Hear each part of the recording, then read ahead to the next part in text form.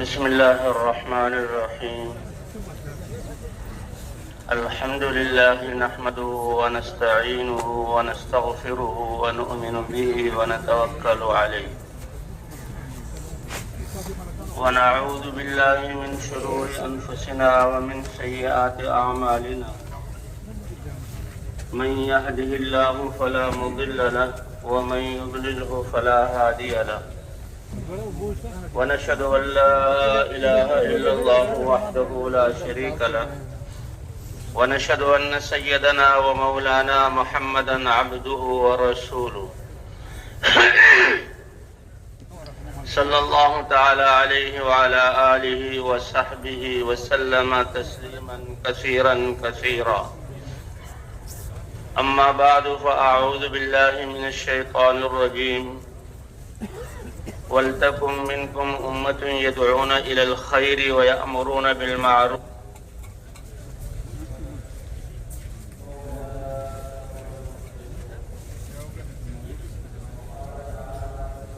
سبيلي أدعو إلى الله على بصيرة أنا ومن اتبعني وسبحان الله وما أنا من المشركين.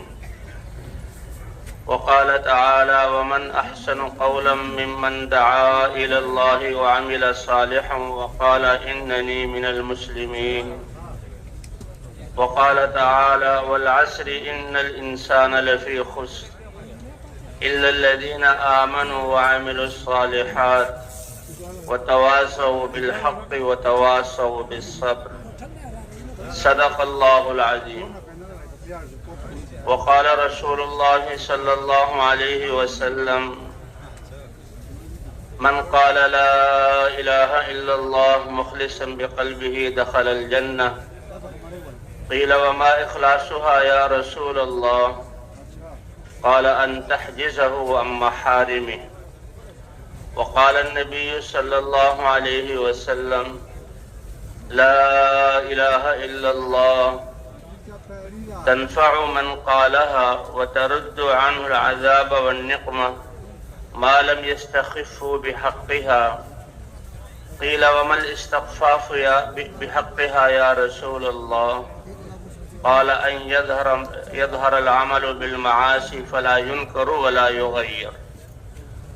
وقال النبي صلى الله عليه وسلم: أيها الناس إن الله سبحانه وتعالى يقول: مروا بالمعروف وانهوا عن المنكر قبل أن تدعوا فلا أجيب لكم وتسألوني فلا أعطيكم وتستنصروني فلا أنصركم أو كما قال النبي صلی اللہ علیہ وسلم. میرے محترم دوستو، بزرگوں اور بھائیوں، اللہ نے اس انسان کو اس کائنات میں بڑی عزت اور شرافت اور کرامت عطا فرما کر دنیا میں تھوڑے سے عرصے کے لیے بھیجا ہے، اور اس کو بہت بڑی ذمہ داری اللہ نے عطا فرمائی ہے. یہ زندگی اللہ نے امانت دی ہے، اور یہ دنیا انسان کا ٹھکانہ اور رہائش کی جگہ نہیں، بلکہ یہ تو گزرگاہ ہے. جیسے عالم ارواح سے آیا ہے، آدم علیہ السلام کو جنت سے اتارا گیا اور اس دنیا میں بھیجا گیا، تو بہت تھوڑے عرصے کے لیے بھیجا گیا اور عمل کے لیے بھیجا گیا. اللہ کا کتنا بڑا کرم ہے کہ عمل کی اور محنت کی زندگی بہت تھوڑی سی دی، اور اجر اور ثواب اور کامیابی اور نعمتوں کے لیے اللہ نے آخرت کی ہمیشہ ہمیشہ ہمیشہ کی کبھی ختم نہ ہونے والی زندگی بنائی ہے.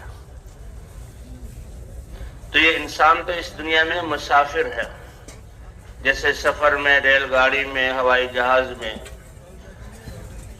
اترتے ہیں لوگ ضرورت کے لیے اور پھر سوار ہو جاتے ہیں، اور اگر منزل پہ پہلے پہنچ جائیں تو بہت خوشی ہوتی ہے. تو اسی طرح یہ انسان، حضور صلی اللہ علیہ وسلم نے فرمایا: کن فی الدنیا کأنک غریب او عابر السبیل.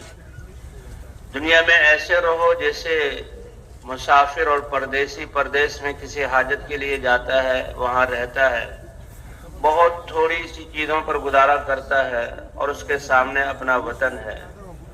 یہ راہ گزرتا آدمی جب تھک جاتا ہے سایہ دار درخت کو یا چٹان کو دیکھتا ہے، تھوڑی دیر کے لیے سانس لینے کے لیے اور اپنی حالت کو درست کرنے کے لیے رک جاتا ہے اور پھر چل پڑتا ہے۔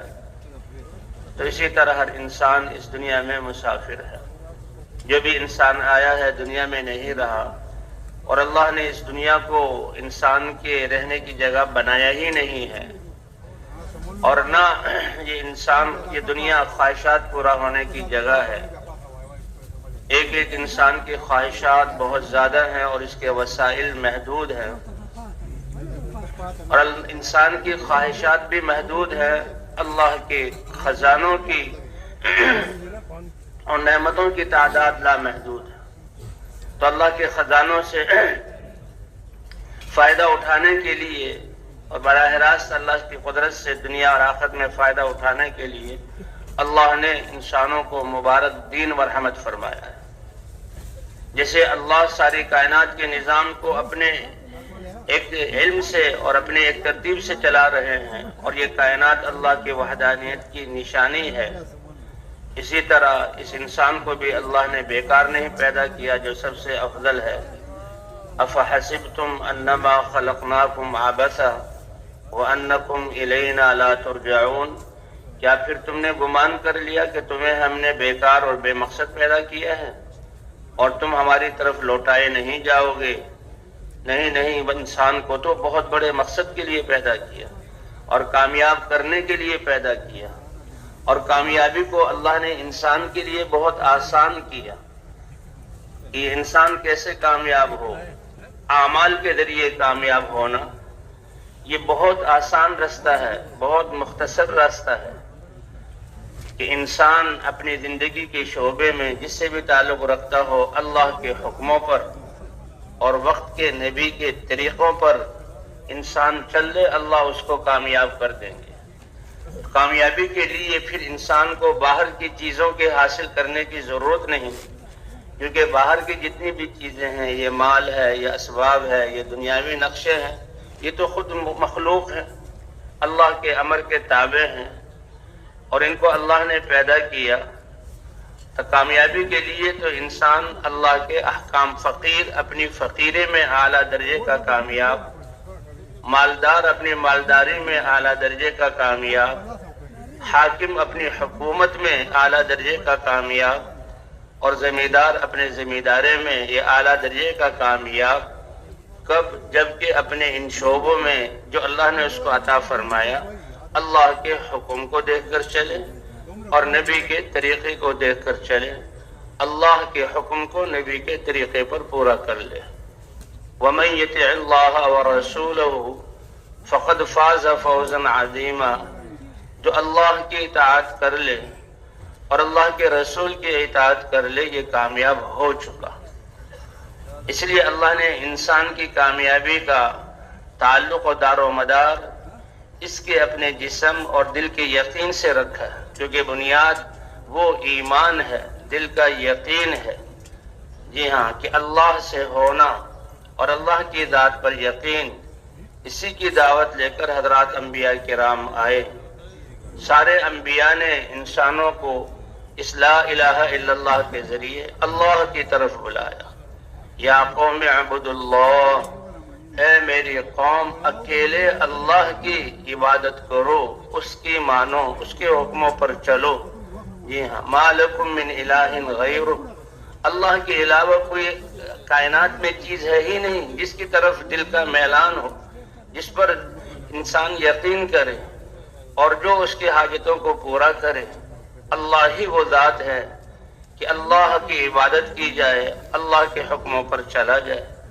اس لیے تمام انبیاء کرام اپنی ابتدا میں اپنی قوموں کو اس کلمے کی دعوت دے کر اللہ کی ذات پر ایمان، اللہ کی معرفت کا نور اور اللہ کا یقین دل میں پیدا کرتے تھے۔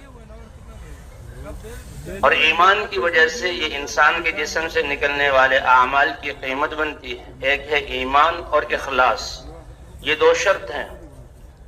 ایمان کے بغیر انسان کے اعمال کی کوئی قیمت نہیں. یہ دنیا کا کوئی کام ہے، اللہ اس کا بدلہ عطا فرما دیں گے، لیکن ایمان ہے تو اس کا ایک ایک بول، ایک ایک عمل، ایک ایک قدم، ساتوں زمین اور آسمان اس کے خزانے ترازو کے ایک پلڑے میں رکھے جائیں اور اس کا ایک عمل دوسرے پلڑے میں رکھ دیا جائے، وہ عمل بھاری ہو جائے گا. اس لیے بنیاد ایمان ہے. حضرات انبیاء کرام لا الہ الا اللہ کے ذریعے انسانوں کے دلوں میں ایمان اور اللہ کی ذات پر یقین اور دلوں کا رخ اللہ کی طرف ہو جائے کہ یہ انسان اللہ کو اپنے ساتھ لے لے. اللہ ساتھ ہو گئے، اللہ راضی ہو گئے تو یہ کامیاب. کہ اللہ کی رضا یہ منزل مقصود ہے اور یہی اصل کامیابی ہے. اللہ جس سے راضی ہو گئے وہ کامیاب، اور اللہ جس سے ناراض ہو گئے چاہے ظاہری طور پر ساری چیزیں اس کے پاس ہوں، یہ انسان ناکام ہے. اس لیے انبیاء کرام دعوت دے کر اللہ کی طرف بلاتے ہیں اور اس بات کا یقین آتا کہ میرے پاس جو کچھ ہے، میرا جسم، میری صلاحیتیں، یہ اللہ کی دی ہوئی ہیں، اور ان صلاحیتوں کو کیسے استعمال کرنا ہے، کہاں پر لگانا ہے، اس کے لیے پھر اللہ کا دین اور علم اترتا تھا اور حضرات انبیاء کرام اپنی امتوں کو سکھاتے تھے. جی ہاں، کہ کیسے اللہ کے حکم پر آ جائیں، کیا ہیں اللہ کے احکام. اس لیے کہتے ہیں کہ لا الہ الا اللہ، یہ تو اللہ سے اقرار ہے، اور اسی کی مشق کے لیے اللہ نے ہمیں نماز عطا فرمائی ہے کہ نماز 10-15 منٹ کا انسان کا اپنے اعضاء کو اللہ کے احکام کے مطابق استعمال کرنا ہے. جی ہاں، کہ اس استعمال کرنے سے انسان کی زندگی پاکیزہ بنتی ہے، اللہ گناہوں کو معاف فرماتے ہیں، اور اس 24 گھنٹے کی زندگی کو اس لا الہ الا اللہ کے اقرار کی وجہ سے اللہ کے احکام کے مطابق استعمال کرنا. جو انسان جس شعبے سے تعلق رکھتا ہے ان شعبے میں اللہ کے احکام کو بجا لانا، یہ دین ہے. جی ہاں، اسی لیے پہلے مرحلے میں پہلے قدم پر حی علی الصلاۃ کے ذریعے نماز کی طرف بلایا گیا. آ جاؤ کامیابی کی طرف، آ جاؤ نماز کی طرف. ایمان کے بعد یہ سب سے بہت بڑا طاقتور عمل یہ نماز کا ہے. جس کی نماز صحیح ہو گئی، اب اس کی ساری زندگی ٹھیک ہو گئی. اور بھائی جس کی نماز کمزور ہے تو اس کی زندگی دین کے اعتبار سے کمزور ہے. تو یہ نماز 10-15 منٹ کا عمل اپنے اعضاء کو اللہ کے حکم کے مطابق استعمال کرنا، اور دین 24 گھنٹے کی زندگی کو اللہ کے حکم کے مطابق اور نبی صلی اللہ علیہ وسلم کے طریقے کے مطابق استعمال کرنا. تو انسان اپنی صلاحیتوں کو، اللہ کی دی ہوئی نعمتوں کو اپنی خواہشات پر استعمال کرتا تھا. یہ ظلم ہے، ظلم ہے. اس انبیاء کرام انسانوں کو ان کے دلوں کے رخوں کو اللہ کی طرف پھیرنے کے لیے دعوت دیتے تھے اور اللہ سے براہ راست فائدہ اٹھانے کے لیے اعمال، احکام کی تعلیم دیتے تھے. اللہ تعالیٰ نے فرمایا وَلَوْ أَنَّ أَهْلَ الْقُرَىٰ آمَنُوا وَاتَّقَوْا لَفَتَحْنَا عَلَيْهِمْ بَرَكَاتٍ مِّنَ السَّمَاءِ وَالْأَرْضِ وَلَكِنْ كَذَّبُوا فَأَخَذْنَاهُمْ بِمَا كَانُوا يَكْسِبُونَ. اگر یہ بستیوں والے ایمان والے ہوتے کہ اللہ کو پہچان کر اللہ کی ذات پر یقین کر لیتے اور اللہ کے اتارے ہوئے دستور زندگی کو اپنی شعبوں میں زندہ کر لیتے تو آسمان اور زمین کی برکتوں کے دروازے ان کے لیے کھول دیتے. اسی لیے تاریخ گواہ ہے والعصر ان الانسان لفی خسر. زمانے کو اللہ گواہ بنا رہے ہیں. جتنے بھی قومیں آئیں اور انبیاء کرام آئے تو جن لوگوں نے انبیاء کرام کی بات کو مان کر اللہ کی ذات پر ایمان جو لائے اور پھر اللہ کے اتارے ہوئے دین پر عمل کیا، یہ لوگ کامیاب ہیں. فما وتواصوا بالحق، ایک دوسرے کو حق کی وصیت بھی کی اور ایک دوسرے کو حق کی طرف بلانے میں جو تکالیف اور پریشانیاں اور جو گھاٹیاں آئیں اس پر ایک دوسرے خود بھی صبر کیا اور دوسروں کو بھی صبر کی تلقین کی. یہ ہیں کامیاب. اس کے علاوہ سارے انسان بہت بڑی ناکامی میں. تو کامیابی کے لیے سب سے پہلا مرحلہ اللہ کی ذات پر ایمان ہے، اور اللہ کی ذات پر ایمان لانے والے وہ تو سب سے زیادہ اللہ سے محبت کرنے والے ہوتے ہیں اور وہ اللہ کی اطاعت کرنے والے ہوتے ہیں.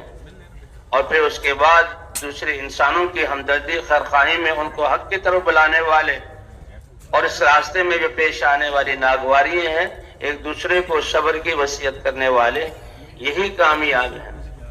حضرت محمد صلی اللہ علیہ وسلم کی ختم نبوت کی وجہ سے اللہ نے یہ ذمہ داری اس امت کو عطا فرمائی، ایک ایک کلمہ گو کو عطا فرمائی۔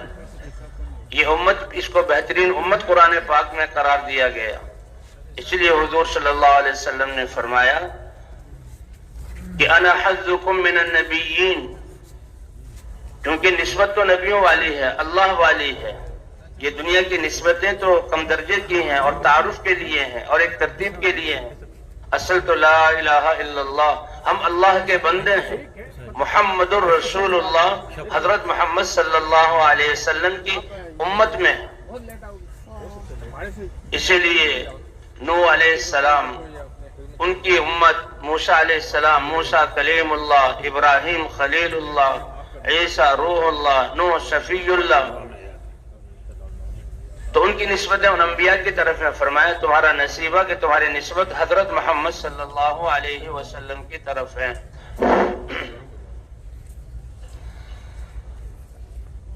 تو نبیوں میں تمہاری نسبت حضرت محمد صلی اللہ علیہ وسلم کی طرف ہے۔ اور وَأَنْتُمْ حَظِّي مِنَ الْأُمَمِ، فرمایا امتوں میں جو اللہ کے ہاں سب سے زیادہ پسندیدہ امت تھی، اللہ نے وہ امت مجھے عطا فرمائی کہ تم میری امت، اور یہ خیر امت کیوں کہلائی؟ اس لیے کہ جو نبیوں کا کام تھا، نبیوں والی دعوت تھی، اللہ نے ختم نبوت کی وجہ سے اس امت کو عطا فرمائی۔ اور حضور صلی اللہ علیہ وسلم نے پہلے دن سے امت کو اس محنت میں اپنے ساتھ لیا۔ تو حضور صلی اللہ علیہ وسلم کی 23 سالہ تھوڑا سا عرصہ ہے، لیکن کیا مبارک محنت ہے، کتنی طاقتور محنت ہے۔ اس 23 سال کے عرصے میں لاکھوں کا صحابہ کا مجموعہ ایسا جو پورے دین پر چلنے والے، اور مرد اور عورت اور چھوٹے اور بڑے سب کے سب اس دین کی دعوت کو دینے والے اور دین کی محنت کرنے والے اور دین کے لیے نقل و حرکت کرنے والے 100% صحابہ۔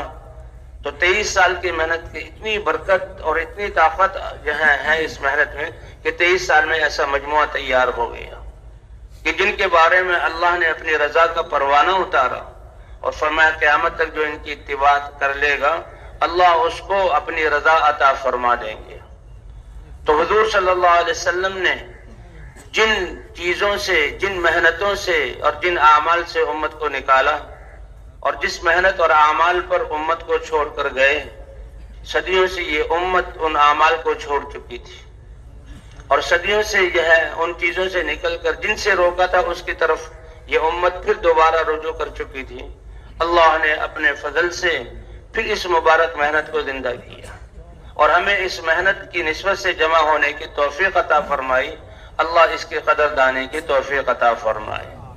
اس محنت کا مقصد کیا ہے کہ جن چیزوں سے نکال کر، جن محنتوں سے نکال کر، جس محنت پر حضور صلی اللہ علیہ وسلم اپنی امت کو ڈال کر گئے، امت پھر دوبارہ سے اس محنت پر آ جائے، ان اعمال پر آ جائے اور اس دین پر آ جائے۔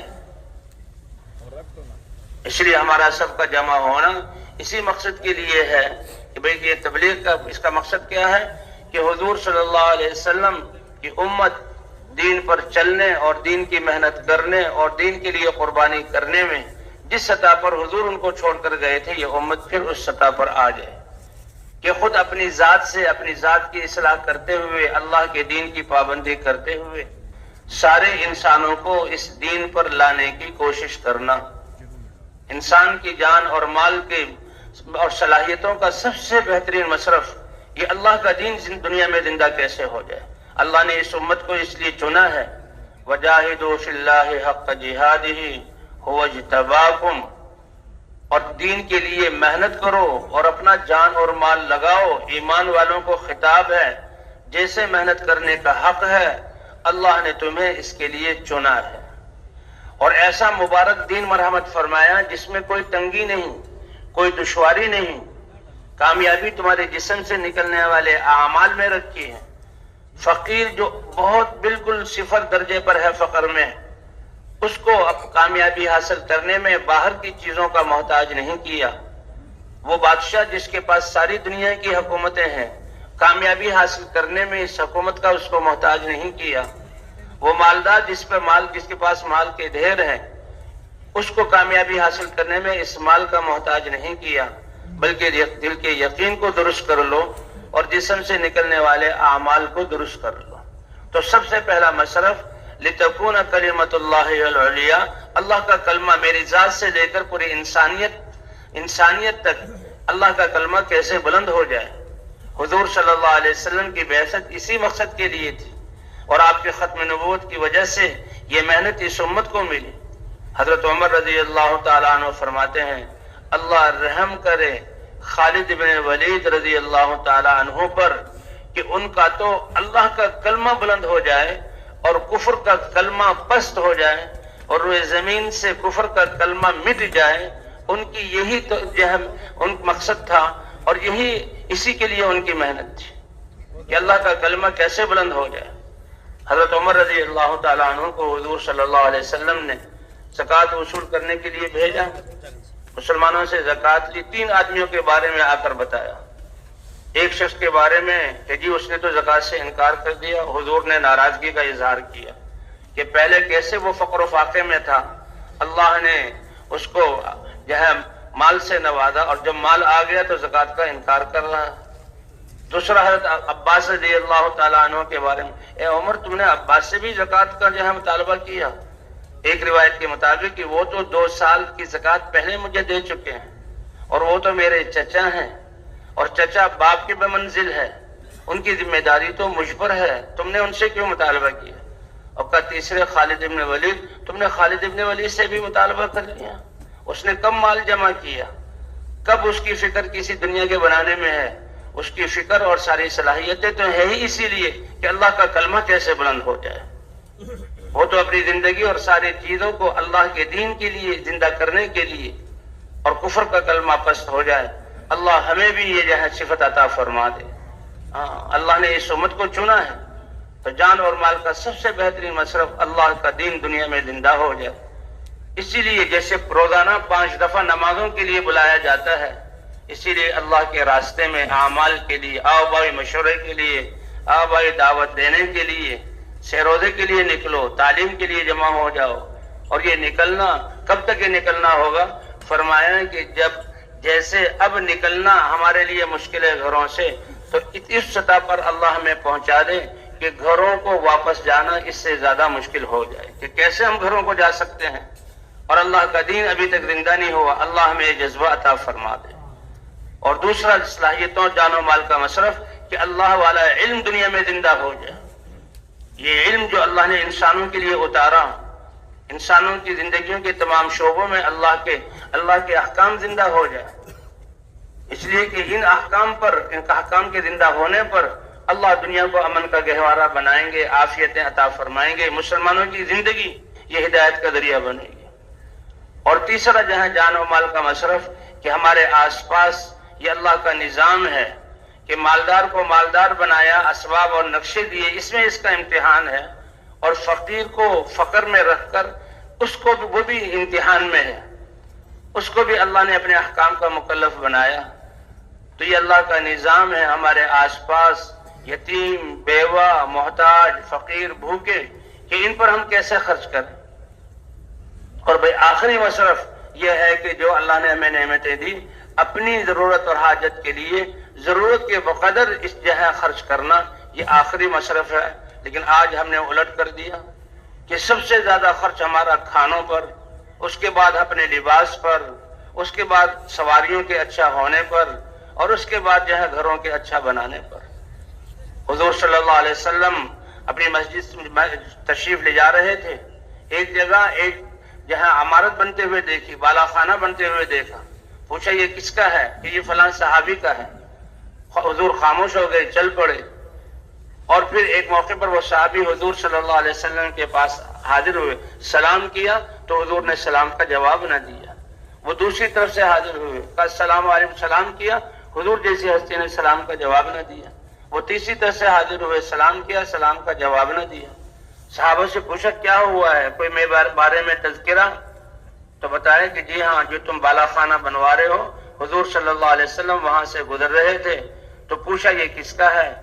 لوگوں نے عرض کیا کہ یہ تمہارا نام لیا، فوراً سمجھ گئے اور اسی وقت گئے اور جو بالا خانہ تعمیر ہو رہا تھا اس کو گرا کر زمین سے برابر کر دیا، اور پھر آ کر حضور کی خدمت میں یہ نہیں کہا یا رسول اللہ میں نے گرا دیا، کہ حضور کو خود ہی پتہ لگ جائے گا۔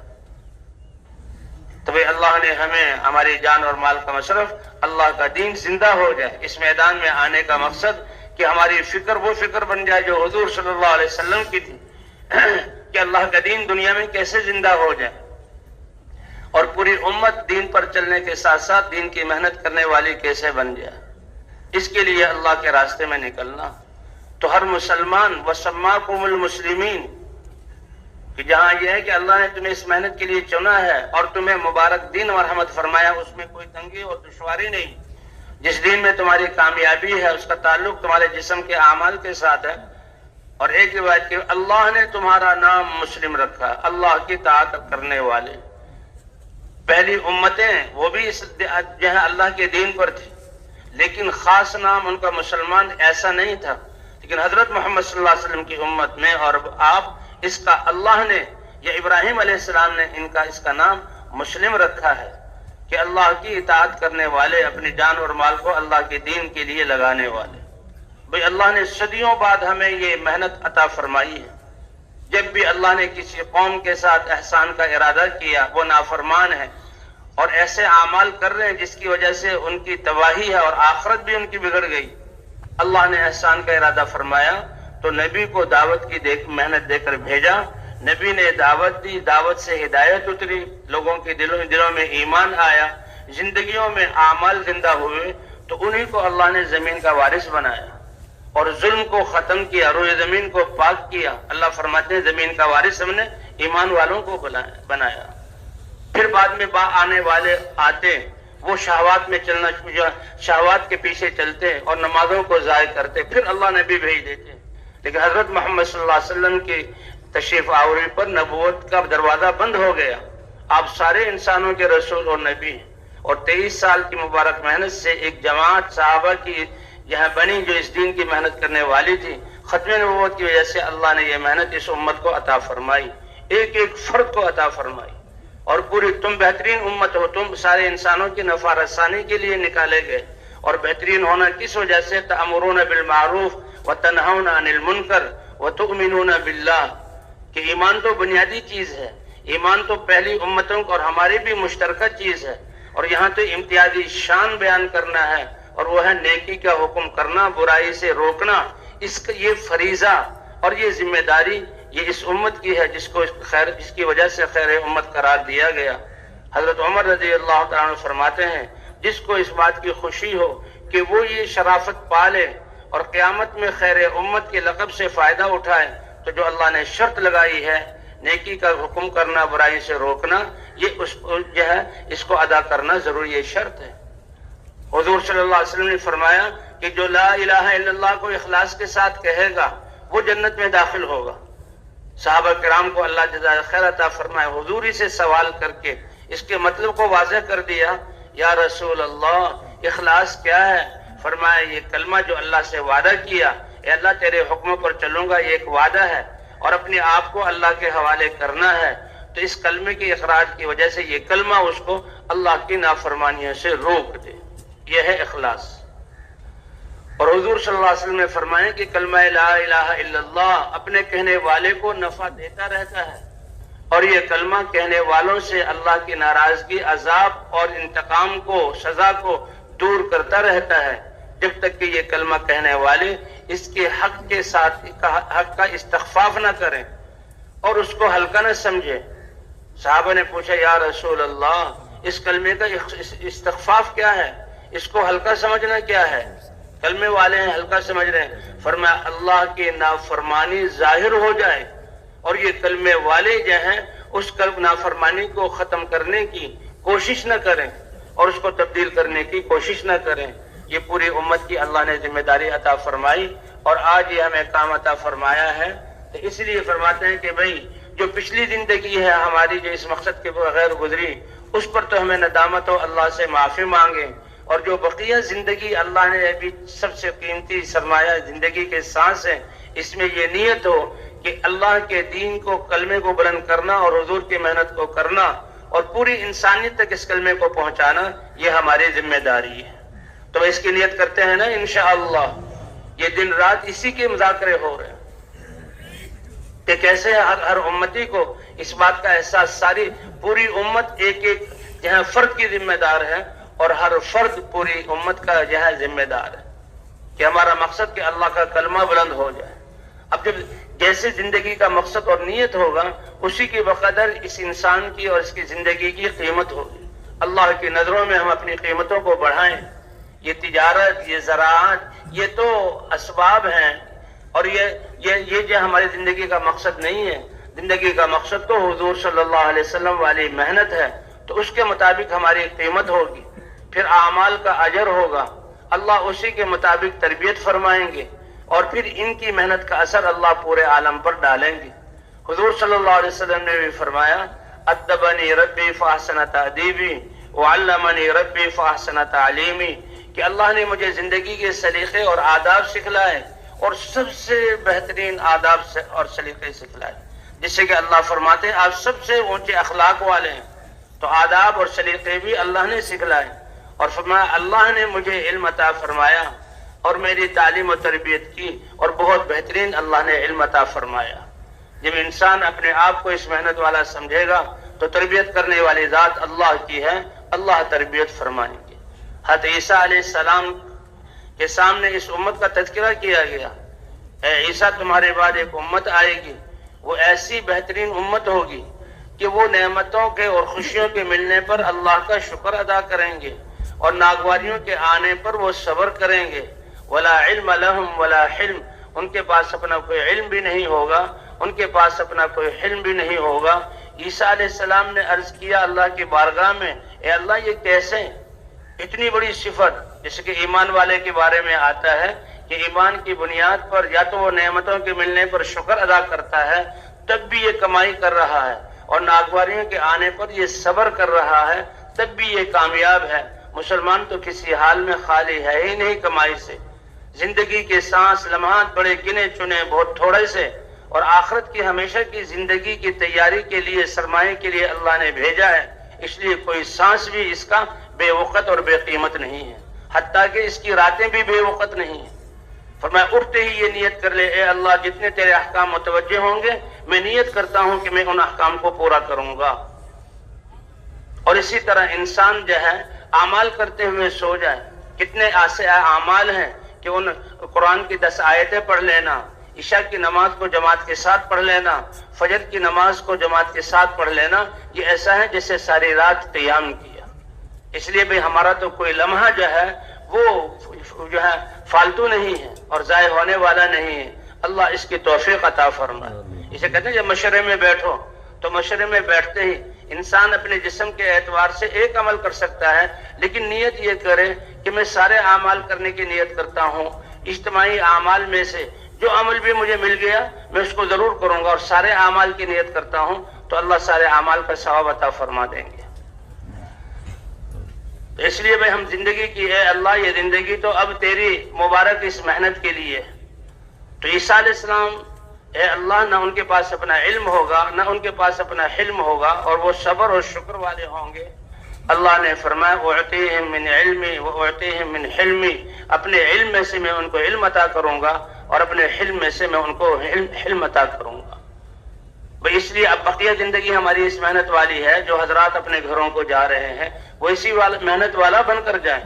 اللہ کی نظروں میں، فرشتوں کی نظروں میں، کائنات کی نظروں میں ہم یہ کون ہیں؟ یہ حضرت محمد صلی اللہ علیہ وسلم کی محنت اور مقصد والے ہیں، اور یہ تو خود اپنی آپ کو اللہ کے احکام پر لاتے ہوئے سارے انسانوں کو اللہ کے سامنے جھکا دیں، اس فکر والے ہیں۔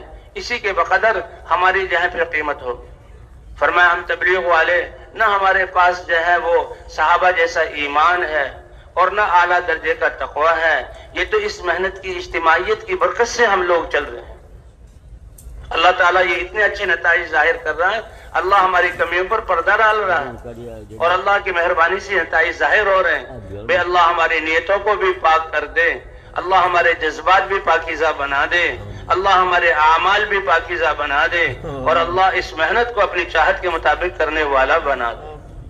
اللہ نے ہر مرد اور عورت کو اس محنت کا مکلف بنایا، ہر مسلمان کو دعوت پر کھڑا کرنا ہے، ہر مسلمان کو فضائل کی تعلیم میں بٹھا کر اللہ کے احکام کو سیکھنے والا اور دوسروں کو سکھانے والا بنانا ہے، اور عبادات کو صحیح نہج پر لانے کی کوشش کرنے والا بنانا ہے کہ نماز بن گئی تو ساری زندگی بن جائے گی، سارے شعبوں میں اللہ کے احکام زندہ ہو جائے۔ نماز تھوڑے سے وقت کا ایک عمل ہے جس میں اپنے جسم کو پابند کرتے ہیں، اور دین 24 گھنٹے کی زندگی کو اللہ کے حکم کے پابند کرنا۔ لا الہ الا اللہ میں ہم نے اقرار کیا، تو اس لیے ہر مسلمان دعوت پر آ جائے، ہر مسلمان فضائل کی تعلیم کے حلقوں میں بیٹھ کر اللہ کے وعدوں اور انعامات کو سن کر، یہ فضائل کی تعلیم کی طاقت ہے کہ کروڑوں انسان آج اللہ کے راستے میں نکلے ہوئے، حالانکہ 60-70 سال پیچھے چلے جائیں تو کوئی ایسا رواج نہیں تھا۔ اس فضائل کی تعلیم کی برکت سے یہ شکلیں، یہ صورتیں، یہ لباس، فضائل کی تعلیم، یہ ہماری غذا ہے۔ اس لیے بے فضائل کی تعلیم میں بیٹھ کر پھر اپنے اپنے شعبوں کے متعلق علماء سے پوچھ کر اپنی کمائیوں کو، اپنی خوشیوں کو، اپنی معاشرت کو اللہ کے حکم اور نبی کے طریقے کے مطابق بنانا، اور بھئی حضور صلی اللہ علیہ وسلم کی صفات کو کے ساتھ اس محنت کو کرنا اور خدمت کو سر انجام دینا، اس کی کوشش کرنا کہ حضور صلی اللہ علیہ وسلم، اللہ فرماتے ہیں ہم نے آپ کو نرمی دی اور اس دین کی وجہ سے ہم نے ساری انسانیت کو آپ کے ساتھ جوڑ دیا۔ جی ہاں، آپ کی فکر کہ کیسے آپ کی فکر تھی، کتنے آپ نرم تھے، فَبِمَا رَحْمَةٍ مِّنَ اللَّهِ لِنْتَ لَهُمْ، کہ ہم نے اپنی مہربانی سے آپ کو نرم کیا۔ تو حضور والی صفات کو اپنے اندر پیدا کرنے کی کوشش کرنا، اس کے لیے دین کو سمجھنا، دین پر عمل کرنا اور دین کی محنت کے لیے نکلنا، یہ ماحول کے ساتھ آسان ہوگا۔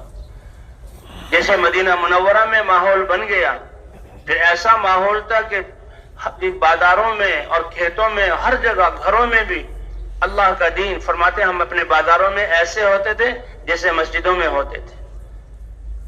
اس لیے بھئی اپنے تمام شعبوں کو جو ہے اس محنت اور دین کو زندہ کرنے کے لیے ماحول بنانا ہوگا۔ اب ہر مسلمان داعی بن جائے، تعلیم و تعلم والا ہو جائے اور ذکر و عبادت والا ہو جائے، اور جو ہے حضور صلی اللہ علیہ وسلم کی صفات والا ہو جائے۔ اس کے لیے بھئی یہ مسجد کے اعمال ہے کہ روزانہ ایک مضبوط جماعت ہو جو اس کا فکر کرے اور تقاضوں کو سوچے، اور ہر ساتھی ان تقاضوں کو پورا کرنے کے لیے روزانہ وقت دے، 2.5 گھنٹے تو کم از کم ہے۔ جی ہاں، روزانہ وقت دے اور لوگوں سے ملاقاتیں کریں۔ اسی طرح جو ہے ہفتے کے 2 گشت ہیں اور 6 روزہ ہے، بیرونی گشت کے ذریعے سے کہ اپنے آس پاس کی مسجد والوں کو اس کام کے لیے اٹھانا۔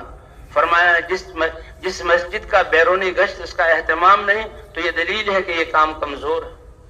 جیسے مقامی گشت کرنا ہے، بیرونی گشت بھی، اور بھئی سارے وقت لگائے ہوئے ساتھیوں کو جوڑنا ہے، یہ ہم میں سے ہر ایک کی ضرورت ہے۔ اللہ تعالیٰ نے ہمیں یہ شرف بخشا، پوری دنیا کام سیکھنے کے لیے یہاں آ رہی ہے۔ تو بھئی مدینہ منورہ میں تو جو آتے تھے، مدینہ منورہ کو تو ایسا ماحول تھا کہ ایمان لا کر آئے، مردوں کو مسجدوں میں بھیج دیا جاتا، عورتوں کو گھروں میں بھیج دیا جاتا، عورتیں عورتوں کو دین سکھاتی، مرد مردوں کو دین سکھاتے، اور چند دنوں ہی میں وہ لوگ دین کے فقیہ بن کر لوٹتے تھے۔ تو مدینہ منورہ کا ایسا ماحول تھا، کافر بھی آ جاتا تو وہ 3 دن سے زیادہ اپنے کفر پہ باقی نہیں رہ سکتا تھا۔ جہاں ایک صحابی رضی اللہ تعالیٰ عنہ ہیں، یہ مدینے لائے گئے، مدینے میں آئے، کفر کی حالت میں تھے، لمبا ان کا قد تھا، بڑے ڈیل ڈول والے تھے۔ حضور صلی اللہ علیہ وسلم صحابہ کو تقسیم کیا کرتے تھے، کون میرے یہ ہیں ان آنے والوں کو، مہمانوں کو، تو کون ان کو لے جائے گا؟ تو یہ کفر پر تھے، جسم بھی بڑا تھا، کوئی صحابی ان کے لے جانے کے لیے تیار ہی نہیں کہ یہ تو بہت زیادہ کھائے گا، اس کو میں کہاں لے سکتا ہوں۔ اور جب کسی کو کوئی نہ لے جاتا تو حضور اس کو اپنے گھر لے جاتے۔ جہجہ کو حضور صلی اللہ علیہ وسلم اپنے گھر لے آئے۔ حضرت ام سلمہ رضی اللہ تعالیٰ عنہ کی باری تھی، کچھ بکریاں تھیں، ان کا دودھ تھا، وہی حضور صلی اللہ علیہ وسلم کے لیے تھا۔ گھر والوں کا گزارا، چند کھجوریں کھا لی اور دودھ پی لیا۔ تو قاعدہ یہ تھا کہ پہلے مہمان کو دیا جائے، اس سے بچ جائے تو پھر گھر والے استعمال کریں۔ اب جہاں اتنے بڑے ڈیل ڈول والے تھے کہ سارا دودھ 7 بکریاں کا ذکر آتا، سارا دودھ پی گئے اور اللہ کے رسول کے لیے اور گھر والوں کے لیے کچھ بھی نہ بچا۔ اللہ کے رسول نے بھی بھوک کی حالت میں رات گزاری اور گھر والوں نے بھی بھوک کی حالت میں رات گزاری، اور ابھی یہ کفر پر ہے۔ پھر جب صبح ہوئی تو پھر مسجد نبی میں آ گئے۔ اب مسجد نبی کے اعمال کو دیکھ رہے ہیں، کہ مسجد نبی کے اعمال کو دیکھ رہے ہیں تو کفر پر باقی نہ رہ سکے۔ یہ اخلاق اور یہ حسن معاشرت، یہ اعمال تو اسلام میں داخل ہو گئے۔ اب دوسرے دن پھر مہمانی کی ضرورت تھی تو کوئی بھی ان کو نہ لے گیا۔ حضرت جہاں حضور صلی اللہ علیہ وسلم اپنے گھر لے گئے۔ حضرت ام سلمہ نے یہ پھر آ گیا اور آج تک جو ہے دودھ جو ہے یہ بھی سارا پی لے گا، اس لیے پھر ہمیں بھوکا رہنا پڑے گا۔ کچھ ناراضگی کا اظہار فرمایا۔ حضور نے فرمایا اے ام سلمہ ایسا نہیں، اور دودھ جب اس کے حوالے کیا گیا تو اس کا 7واں حصہ اس نے پیا اور کہا یا رسول اللہ میں سیر ہو گیا، اور وہ دودھ واپس۔ حضرت ام سلمہ حیران ہوئی، اے اللہ کے رسول یہ کیا؟ کہا یہ اب مسلمان ہو گیا ہے، یہ ایمان لے آیا ہے، ایمان کی وجہ سے اللہ مومن کے اور مسلمان کے رزق میں برکت کر دیتے ہیں۔ کافر تو اس کی مال میں برکت ہوتی نہیں، وہ تو بھوک کی وجہ سے کھاتا ہے، وہ 7 آنتیں بھر کر کھاتا ہے، اور مسلمان ایک آنت کو بھر لے اللہ اس کی کفایت فرما دیتے ہیں۔ تو بھئی ایسے مدینے کا ماحول بن گیا تھا کہ کوئی اور اجتماع مکہ مکرمہ میں تو سارے صحابہ انفرادی دعوت دے رہے ہیں، اور مدینہ منورہ میں ایک مسجد بنی اور یہاں سے جماعتوں کی صورت میں صحابہ کے لشکر کو بھیجا جا رہا ہے۔ 10 سال کے عرصے میں آتا ہے 80 سے لے کر 150 تک کا تذکرہ ہے۔ چھوٹے بڑے سفر صحابہ سے کروائے، اور 25 بڑے سفروں میں یا 27 بڑے سفروں میں حضور خود ساتھ تشریف لے گئے، اور 50 چھوٹے سفروں میں حضور ساتھ تشریف لے گئے، اور صحابہ سے 80 سے لے کر 100-150 تک سفر کروائے۔ تو مدینہ اب ان کو مدینہ کے لیے کتنا وقت ملا ہوگا، اور کیا مدینہ منورہ آ کر حضور صلی اللہ علیہ وسلم یہ فرماتے تھے کہ اب اپنی دنیا کے کاموں کو درست کر لو، پھر جب آواز لگے چل پڑنا؟ نہیں، مدینے میں بھی ایسی ذمہ داری دی کہ دنیا کے کاموں کے لیے بہت کم وقت ان کو بچتا تھا، کیونکہ آنے والوں کی ذمہ داری تو جو مدینے کی ذمہ داری ہے وہی ہمارا مقامی کام ہے، کہ بھئی ہم اپنے آپ کو حضرت محمد صلی اللہ علیہ وسلم کی محنت والا سمجھ کر ہر مسلمان کو دعوت پر ڈالنا، تعلیم و تعلم پر ڈالنا، عبادات کو صحیح نہج پر قائم کرنے کی کوشش پر ڈالنا، اور حضور صلی اللہ علیہ وسلم والے اخلاق کی ساری کوشش کرنا، اس پر ڈالنے کے لیے ہم اپنے ان اعمال کا اہتمام کریں، اور گھروں میں بھی تعلیم اور دعوت کا ماحول اور بچوں کی دینی تربیت اور نمازوں کا اہتمام، اور ہر فرد عورتیں بھی وہ اپنی اس ذمہ داری کا احساس کریں اور اس محنت کو کرنے والی ہوں۔ تو واپس جانے والے اگر اس نیت کے ساتھ جا رہے ہیں، اور جب بھی موقع ملے گا انشاءاللہ ہم جلدی سے جلدی اللہ کے راستے میں نکلیں گے، تو یہ واپس لوٹنا بھی بہت مبارک ہے۔ اب کتنے خوش قسمت لوگ ہیں جو اس میدان سے اللہ کے راستے میں جا رہے ہیں، یہ تو اصل مقصود ہے اللہ کے راستے میں جانے والے۔ صحابہ کرام یا رسول اللہ یہ اللہ کے راستے میں جا رہے ہیں، کیا ہم ان کا اجر پا سکتے ہیں رہتے ہوئے؟ حضور صلی اللہ علیہ وسلم نے فرمایا بتاؤ، اگر یہ اللہ کے راستے میں نکل جائیں تو تم روزہ شروع کر دو اور ان کے واپس آنے تک افطار نہ کرو، اور جب یہ اللہ کے راستے میں جا رہے ہیں تم نمازوں کے لیے کھڑے ہو جاؤ، ان کے واپس آنے تک نماز کو نہ چھوڑو۔ تو کیا تم ایسا کر سکتے ہو؟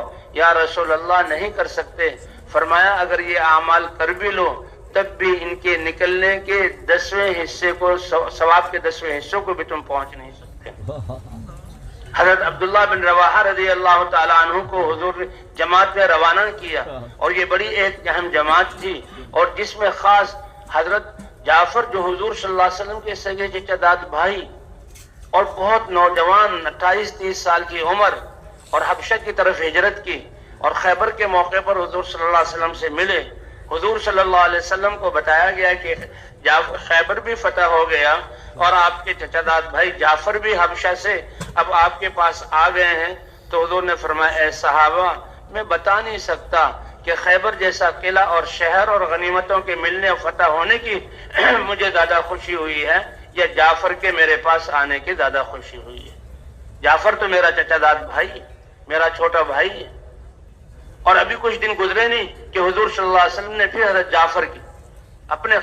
جعفر کی اور زید ابن حارثہ جو حضور صلی اللہ علیہ وسلم کے منہ بولے بیٹے، اور کتنی محبت تھی حضرت زید بن حارثہ سے اور ان کے بیٹے حضرت اسامہ ابن زید سے۔ اسامہ ابن زید سے بہت محبت تھی حضور کی، اور جاتے ہوئے حضرت اسامہ ابن زید کو 16 سال کی عمر یا کچھ زیادہ لشکر کا امیر بنایا۔ لیکن فرق یہ تھا کہ حضرت زید بن حارثہ بہت خوبصورت تھے، گوری جو ہے چٹی چمڑی تھی ان کی۔ حضرت اسامہ رضی اللہ تعالیٰ عنہ اپنی والدہ کی وجہ سے وہ سانولے رنگ کے تھے۔ تو لوگ طرح طرح کے اعتراض کرتے تھے، کفار اور منافقین، کہ دیکھو باپ تو اتنا گورا، یہ بیٹا اتنا کالا، یہ اس کا ہے بھی صحیح۔ اس کو حضور صلی اللہ علیہ وسلم کو اس کا بڑا غم تھا، بڑے پریشان تھے کہ میرے اسامہ کے بارے میں لوگ کیا خیال کرتے ہیں۔ تو ایک دفعہ حضرت زید بن حارثہ اور جو ہے اسامہ ابن زید دونوں باپ بیٹا ایک چادر میں سوئے ہوئے تھے، منہ ڈھکا ہوا تھا اور پاؤں باہر تھے۔ اب بیٹے کے دونوں پاؤں یہ کالے رنگ کے، باپ کے دونوں پاؤں یہ بہت گورے رنگ کے۔ ایک شخص تھا جو قیافہ شناس تھا، وہ ذرا شکل دیکھ کر بتا دیتا تھا کہ یہ فلاں کا بیٹا۔ اس نے دونوں کے پاؤں دیکھے اور دونوں کے پاؤں دیکھتے اس نے کہا یہ تو اگرچہ ایک کا رنگ کالا ہے ایک کا رنگ سفید ہے، لیکن یہ تو باپ بیٹا ہیں۔ اب اس بات کی کوئی اسلام میں جو ہے مخت نہیں ہے، لیکن جو وہ لوگ اعتراض کرنے والے منافقین کفار تھے ان کے ہاں اس کے بعد کی بڑی سند تھی۔ تو یہ دلیل میں کہ حضور صلی اللہ علیہ وسلم اس پر بڑے خوش ہوئے کہ بھئی دیکھو لوگوں کا اعتراض ختم ہو گیا۔ تو یہ اسامہ ابن زید، ان کے باپ زید ابن حارثہ، ان کو بھی بھیجا کہ جعفر ابن ابی طالب جائیں گے، اگر وہ شہید ہو جائیں تو پھر زید ابن حارثہ جائیں گے، اگر وہ بھی شہید ہو جائیں اپنے گھر کے 2 آدمیوں کو بھیجا اور شہادت کی خوشخبری، تو پھر جو ہے عبداللہ بن رواحہ امیر ہوں گے۔ جمعے کا دن تھا، حضور نے جماعت کو روانہ فرمایا اور حضرت عبداللہ بن رواحہ نے ایک یہودی ملا کہ دیکھو اللہ کے رسول نے پیشن گوئی کی ہے، تم تو شہید ہو جاؤ گے، لہذا جو کچھ کرنا چاہتے ہو کر لو۔ جمعے کا دن تھا، ان کے دل میں خیال آیا جماعت روانہ ہو جائے، سواری میری اور سامان سب تیار ہے، میں حضور کی مسجد میں ٹھہر جاؤں، یہ آخری جمعہ ہے، حضور کے پیچھے پڑھ کر جاؤں۔ رک گئے اور جمعہ پڑھا۔ حضور صلی اللہ علیہ وسلم نے دیکھا، پوچھا اے ابن رواحہ کس چیز نے تمہیں روکا؟ یا رسول اللہ لأجمع معک، یہ آپ کے پیچھے جمعہ پڑھ لو آخری، اس لیے روکا ہوں۔ اب یہ کتنا بڑا عمل ہے، کیسی جو ہے بہت بہترین نیت ہے، حضور کی محبت کا اظہار ہے، مسجد نبوی میں جمعہ پڑھنے کی عظمت ہے۔ تو کہہ رہے ہیں اے اللہ کے رسول لأجمع معک، آپ کے پیچھے جمعہ پڑھنے کے لیے۔ لیکن حضور صلی اللہ علیہ وسلم نے فرمایا، یہ علماء فرماتے یہ اعمال تو تم نے کر لیے، اور جو صحابہ مدینے کو چھوڑ کر گئے ہیں وہ صحابہ جو ہیں ان نے یہ اعمال نہیں کیے، وہ صرف اللہ کے راستے میں چلے ہیں اور ان کے جسم پر اللہ کے راستے کی غبار پڑی ہے اور انہوں نے چند قدم طے کیے ہیں اور ان کے سانس چڑھے ہیں، وہ بھی کہیں ٹھہرے ہوں گے۔ ان اعمال کے ساتھ لو انفقت ما فی الارض جميعا، روئے زمین کے سارے چیز خزانوں کے مالک بن جاؤ اور اللہ کے لیے صدقہ کر دو، اس ثواب کو بھی تم ملا لو۔ ما ادرکت غدوتہم، اے ابن رواحہ ان کے آدھے دن پہلے جانے کے ثواب کو تم نہ پہنچ سکو۔ اس لیے بھی اللہ کے راستے میں نکلنے کا وقت یہ بہت قیمتی ہے، اس کی بڑی حفاظت کرنی ہے۔ صحابہ کرام کی ایک دفعہ تشکیل فرمائی، رات کا وقت تھا، چلو اللہ کے راستے میں جاؤ۔ اب صحابہ کرام کے دلوں میں خیال آیا اس زمانے کا اندھیرے کا سفر اور اسباب اور سواریاں نہیں اور پیدل چلنا، یا رسول اللہ مدینے میں ہی ہیں، راتوں کو اپنے گھر چلے جائیں وہاں گزار لیں، صبح صبح، اور تھا یہ کہ تہجد کے وقت اندھیرے میں وہ سفر شروع کیا کرتے تھے، صبح صبح ہم نکل جائیں۔ حضور نے کیا فرمایا، اے میرے صحابہ تم یہ نہیں چاہتے کہ تمہاری یہ رات بھی جنت کے باغوں میں سے کسی باغ میں گزرے؟ فوراً صحابہ سمجھ گئے کہ حضور صلی اللہ علیہ وسلم کی منشا رات ہی کو نکل جانے کی ہے۔ یا رسول اللہ ہم تیار ہیں، اور رات ہی کو اللہ کے راستے میں نکل گئے۔ تو بھئی اللہ کے راستے میں جو نکلنے کے لیے وقت دیا یہ بہت قیمتی، اور اس کی قیمت تو کروڑوں گنا بڑھ گئی۔ اللہ تعالیٰ تو بے حساب دینے والے ہیں۔ فرمایا نیکی کا ارادہ کر لیا تو ایک نیکی لکھی جائے گی، اور نیکی کو کر لیا تو 10 نیکیوں کے برابر ثواب سے ابتدا ہوگی، اور جتنا اخلاص ہوگا وہ بڑھتا چلا جائے گا۔ فرمایا کھجور بھی اخلاص کے ساتھ صدقہ کی ہے تو اس کھجور کا ثواب بھی بہت پہاڑ کے برابر اللہ تعالیٰ بنا دیں گے۔ جی ہاں، اس لیے بھی ایسے وقت کی حفاظت کرنا کہ یہ ہمارا وقت ضائع نہ ہو۔ اور پھر اس محنت میں دو بنیادی چیزیں ہیں، ایک اجتماعیت ہے اور ایک نقل و حرکت ہے۔ ایک اجتماعیت ہے اور ایک نقل و حرکت ہے کہ کام کرنے والے اور مسلمان اور کلمہ پڑھنے والے ان کے دل آپس میں جڑے ہوئے، ظاہر اور باطن کے مقصد بھی ایک ہے، دل بھی جڑے ہوئے ہیں، فکر بھی ایک ہے، اور ظاہری طور پر بھی یہ سب اکٹھے ہیں۔ اس لیے اکٹھے رہنا، یہ تو مسلمان جو ہے ایک جسم کی طرح ہے۔ جب تک دین تھا اور دین کی دعوت کی وجہ سے دین زندہ تھا تو سب مسلمان ایک جسم کی طرح تھے، اور جب دعوت کا کام چھوٹا، دین کی کمزوری آئی، تو آج مسلمان مختلف قبائل اور مختلف شکلوں اور مختلف زبانوں میں جو ہے متفرق ہو گیا، بٹ گیا۔ اس محنت کے ذریعے اللہ پھر دوبارہ جوڑ رہے ہیں۔ تو ایک تو اجتماعیت ہے کہ جو جماعت بن گئی وہ اکٹھی رہے، اور ایک ذمہ دار اس کے ساتھ رہے، اور دوسری نقل و حرکت ہے۔ اللہ تعالیٰ کی یہ مہربانی ہے کہ جو چیز زندگی کے لیے جتنی ضروری ہے اللہ نے اس کو اتنا عام اور آسان کر دیا۔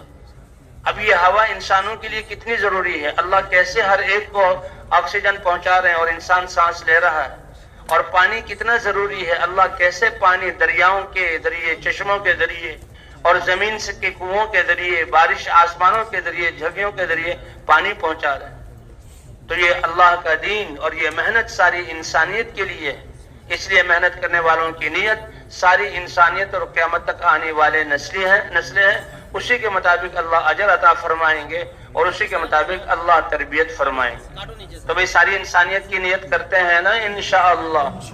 ہم نے تو اپنے بچوں کو بھی اسی بنیاد پر، کتنا خوش قسمت بچہ ہے جو مسلمان گھر میں ماں باپ، ایمان والے ماں باپ کی گود میں آیا، یہ کتنے بڑے مقصد کے لیے اللہ نے، یہ اس امت کا ہے، فرد ہے جس امت کو اللہ نے چنا ہے، اس کی تربیت بھی اس بنیاد پر ہو۔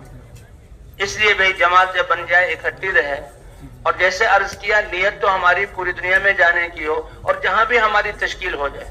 فرمایا یہ نکلنے والے جب ان میں یہ صفات ہوں گی کہ جب ان کو نکلنے کے لیے کہا جائے اور جہاں کے لیے بھیجا جائے اور جس کے ساتھ بھیجا جائے اور جتنے وقت کے لیے بھیجا جائے، یہ نکلنے کے لیے تیار ہوں، اور نکلنے کے زمانے میں بھی کام کے تقاضوں کو اپنے ذات اور اپنے گھر اور کاروبار کے تقاضوں پر مقدم کریں، تو ان کی محنت کو قبول فرما کر پھر اللہ ہدایت کی ہوائیں چلائیں گے، اللہ ہدایت کے سورج کو طلوع کریں گے۔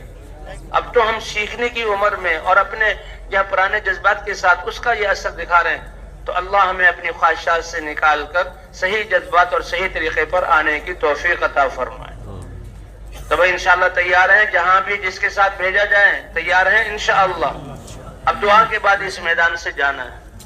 اب جماعت پہلے سے اکٹھی ہو جائے، ذمہ دار کے ساتھ جمع ہو جائے، آپس میں فکر کو ایک کر لے، اور بھائی نکلنے کا مقصد کیا ہے کہ ہماری ذات سے لے کر سارے مسلمان پورے دین پر چلنے والے، تقوی کی زندگی پر چلنے والے، اور اس دین کی محنت کو پوری دنیا میں لے کر جانے والے بن جائیں۔ یہ بار بار مذاکرہ ہوتا رہے اور یہ چیز ہمارے سامنے رہے۔ اب جہاں تشکیل ہوئی ہے وہ دیکھ لیا جائے کہاں تشکیل ہوئی ہے، وہاں کے حالات معلوم کر لیے جائیں۔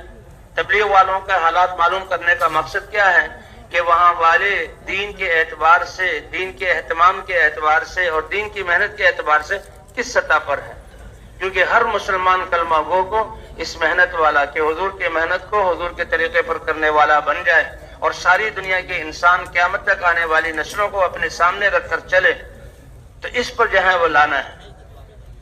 اس لیے بھائی جو ہے ہم یہ بار بار مذاکرہ ہوتا رہے، اور جو ہے زیادہ راہ جمع کرنا یہ توکل کے خلاف نہیں ہے بلکہ حکم ہے، زیادہ راہ جمع کر لیا جائے، صحابہ کرام بھی، لیکن جو ذات اللہ نے جو دیا ہے اللہ نے اسی پر بس اکتفا کر کے نکلے، اور جب یہ توشق اللہ پر بھروسہ کر کے نکلے اور اللہ سے مانگے۔ صحابہ کرام جو نکلتے تھے، فرمایا بعض صحابہ کرام جب نکلنے کے لیے کہا جاتا تو رک جانے کا سوال ہی پیدا نہیں ہوتا، اور سفر بھی پیدل ہوتے تھے، اور سفر بھی جنگلوں میں اور بیابانوں میں، اور پھر ایسے لوگوں کی طرف جو دشمن ہے، تو کوئی اپنے گھر سے سوکھے روٹی کے ٹکڑے لے لیتا، کسی کے گھر میں پنیر کے ٹکڑے ہیں وہ لے لیتا، سب سے زیادہ قیمتی کھجور جس کے گھر میں وہ لے لیتا، حتیٰ کہ وہ صحابہ کے جن کے گھروں میں کھجورے میں نہیں گٹھلی ہیں تو وہ گٹھلی ہی اپنے تھیلے میں رکھ لیتا۔ پوچھنے والوں نے پوچھا گٹھلیوں کا کیا فائدہ ہے، یہ آدمی چبا تھوڑی سکتا ہے؟ فرمایا دل کی تسلی کے لیے گٹھلی ہم لے لیتے تھے تاکہ جب بھوک لگے تو اس کو منہ میں ڈال کر چوستے رہیں اور دل تھوک نگلتے رہیں اور تسلی دے دیں۔ اس کو تو برداشت کر لیا، لیکن اللہ کے راستے سے رک جانا اس کو برداشت نہیں کیا۔ اس لیے صحابہ کرام کو اللہ نے جہاں چنا حضور صلی اللہ علیہ وسلم کی صحبت کے لیے۔ ایک موقع پر کافی گٹھلیوں سے ایک کھجور ملتی تھی۔ ایک کھجور سے کیا ہوتا ہے؟ انہوں نے فرمایا کھجور کی قیمت بھی ہمیں اس وقت معلوم ہوئی جب کھجوریں ختم ہو گئی اور گٹھلیوں کو چوستے تھے اور بھوک لگی اور سفر جاری ہے لیکن رکے نہیں۔ اور پھر کیا ہوا کہ لاٹھیاں ہمارے پاس تھی، درخت بیریوں کے درخت ملے، وہ ہم پتے جھاڑتے تھے، دھو کر ان پتوں کو کھا کر پیٹ کی بھوک کو ختم کرتے تھے۔ لیکن ارادے میں اور حرکت میں فرق آ جائے ایسا نہیں، حتیٰ کہ یہ نوبت آئی کہ پاخانہ بھی بکری کی مینگنی کی طرح سے ہوتا تھا اور پھر اللہ مدد کرتے تھے۔ ابو عبیدہ بن جراح کے لشکر کو ایک پہاڑ جیسا مچھلی ملی، اور ایک موقع پر حضور صلی اللہ علیہ وسلم نے جتنا توشہ تھا ایک چمڑے کا دسترخوان بچھایا، تھوڑا سا ڈھیر اس پر بن گیا، دعا کی کہ اپنے اپنے توشہ دانوں کو بھر لو۔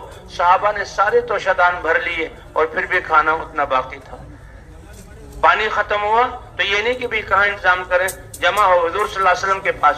حضور نے فرمایا کہ تمہارے پاس جتنا پانی ہے اس کو ایک برتن میں جمع کر لو۔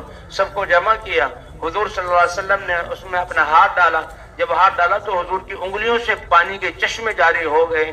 صحابہ نے اپنے سارے برتن بھر لیے، جانوروں کو بھی پلایا اور خود بھی پیا، اور پھر بھی پانی باقی رہ گیا۔ علماء فرماتے ہیں کہ اللہ نے صحابہ کو اس قربانی پر ایسا پانی دیا کہ یہ پانی آب زمزم سے بھی زیادہ افضل ہے۔ آب زمزم جنت سے آ رہا ہے اور یہ پانی حضور کے جسم سے نکل کر آیا۔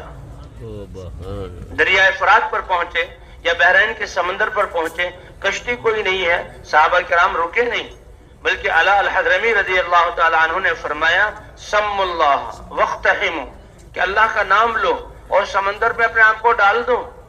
یہ تو اللہ کا پیغام لے کر جا رہے ہو، یہ سمندر ڈبو کیسے سکتا ہے؟ یہ اللہ پر یقین کہ جو مجھ پر جیسے یقین کر لے گا ویسے معاملہ کروں گا۔ صحابہ فرماتے ہم نے بسم اللہ پڑھ لی اور پیدل، گدھے پر، گھوڑے پر، اونٹوں پر ہم نے سمندر میں اپنے آپ کو ڈال دیا۔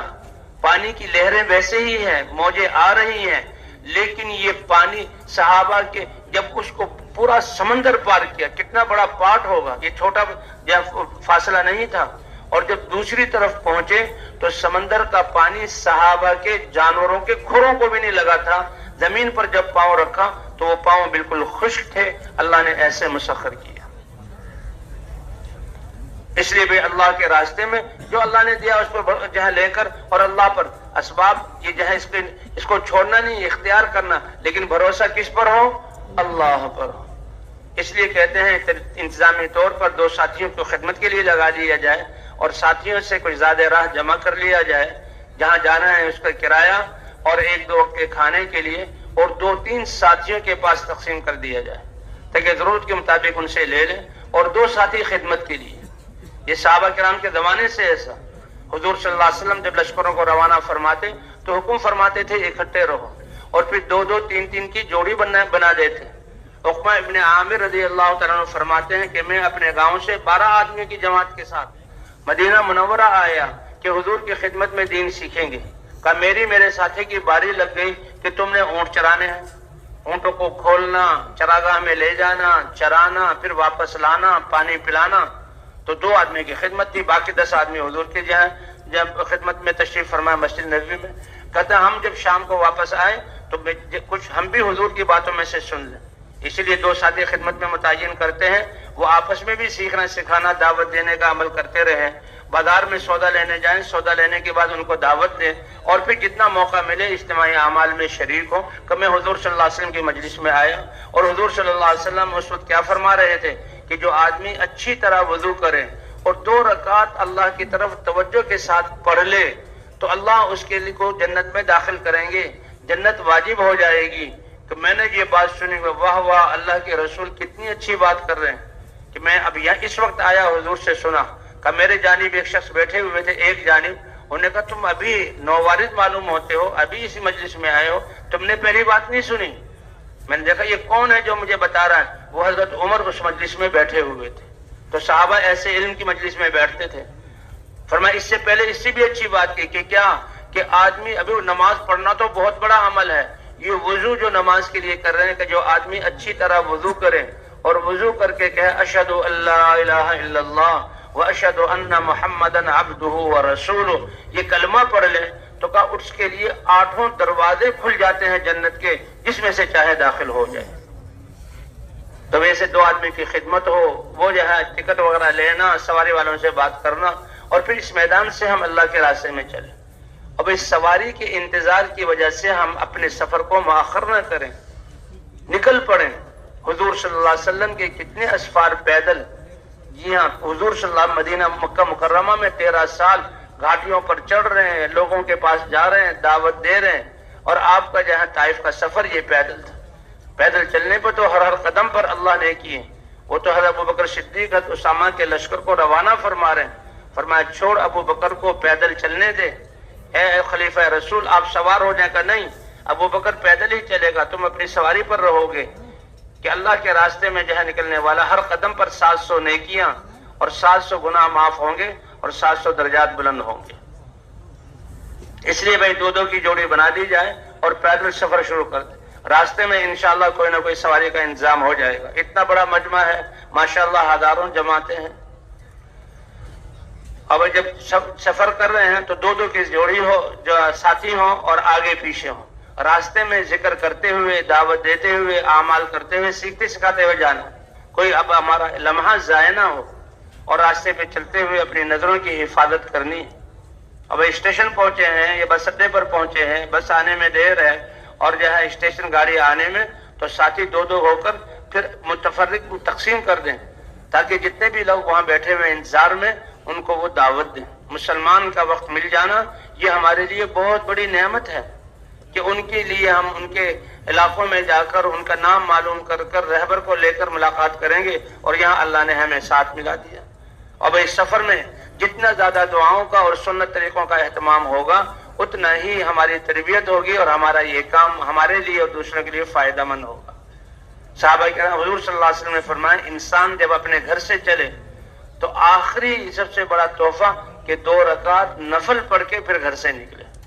تو بھئی ہم بھی ہوں، جب بھی ہم ایک جگہ سے دوسرے سفر کریں، سفر سے پہلے 2 رکعت نفل پڑھ لیں، اور جتنا دعاؤں کا اہتمام ہوگا اور ہمارے اعمال میں حضور صلی اللہ علیہ وسلم کی سنت کی اتباع ہوگی، یہ عمل ہمارے لیے بھی تربیت کا ذریعہ بنے گا، اور طاقتور بن کر جہاں امت کے لیے بھی تبدیلی کا ذریعہ بنے گا۔ اس لیے راستے کے دائیں طرف چلنا، نظروں کی حفاظت کرتے ہوئے چلنا، اور جو ہے اللہ کا ذکر کرتے ہوئے، دعوت دیتے ہوئے چلنا۔ جتنی جگہوں سے گزریں گے، جو درخت اور جو کھیت اور جو ڈھیلے اور جو پتھر، اتنا شعور ہے کہ انسان کے نیک اعمال کے انوارات کو وہ محسوس کرتے ہیں، اور قیامت میں یہ اللہ کے ہاں گواہی دیں گے۔ یہ زمین کے حصے بھی جہاں اس کو احساس ہوتا ہے، اسی لیے تو نیک آدمی جب چلتا ہے تو زمین کو احساس ہوتا ہے، اور قبر میں رکھا جاتا ہے تو زمین کہتی ہے جتنے لوگ میری پشت پر چلتے تھے سب سے زیادہ محبوب تم تھے، آج میرے حوالے ہوئے ہو تو میرا معاملہ بھی دیکھو گے، اور وہ اس کے لیے وسیع ہو جاتی ہے۔ اب نظروں کی حفاظت کرنا، اس لیے کہ آتا ہے، صاف آتا ہے کہ نظر شیطان کے تیروں میں سے ایک زہریلا تیر ہے۔ یہ نظر جس چیز، حلال چیزیں بھی جن کو دیکھیں تو پھر اس کی تصویر دل میں آ جاتی ہے، وہ اس کا اثر دل میں آ جاتا ہے۔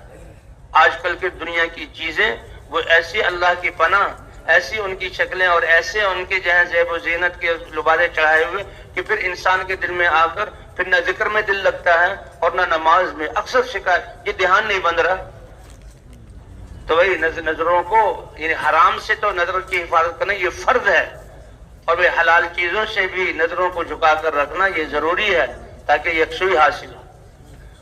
اب جب اسٹیشن پر بیٹھے ہیں، پہنچے ہیں، 2 ساتھی جہاں وہ ٹکٹ لے کر ساتھیوں کو ٹکٹ دے دیں، اور ہر ایک ساتھی کا ٹکٹ اس کے حوالے کیا جائے، اور گاڑی جب آئے تو اترنے والوں کا اکرام کیا جائے، اور پھر چڑھ کر ہم گاڑی میں سوار ہو جائیں۔ بس آئی ہے تو بس کا آنے کے بعد بس میں بسم اللہ سے سوار ہوں، اور بیٹھ کر الحمدللہ 3 مرتبہ، اللہ اکبر 3 مرتبہ، سبحانک انی ظلمت، یہ دعا پڑھ کر پھر آسمان کی طرف دیکھیں، اور پھر جہاں سفر کی دعائیں ہیں ان کو پڑھ لیا جائے۔ جہاں سے نکل رہے ہیں، بسم اللہ توکلت علی اللہ ولا حول ولا قوت الا باللہ۔ بس والوں سے خدمت والے بات کر لیں کہ ہم اللہ کے راستے میں جا رہے ہیں، نماز کے اوقات میں آپ نے گاڑی کو روکنا ہوگا، اور ایسی جگہ جہاں پانی، مسجد ہو یا پانی کا انتظام ہو، سارے ساتھی جو ہے نماز پڑھ سکیں. اسی طرح ریل گاڑی میں بھی اس میں بھی نماز کا اہتمام کرنا ہے، لیکن اس کو جو نظام الاوقات ہے وہ معلوم کر لیے جائیں. اگر گاڑی کسی اسٹیشن پر اتنا زیادہ رکتی ہے 10-12 منٹ کہ ہم اتر کر باجماعت نماز پڑھ لیں پھر تو اترا جائے، ورنہ گاڑی ہی میں جو راستہ اور دروازوں کے پاس جگہ ہوتی ہے 3-3 5-5 آدمی یہ جماعت کر کے نماز پڑھیں.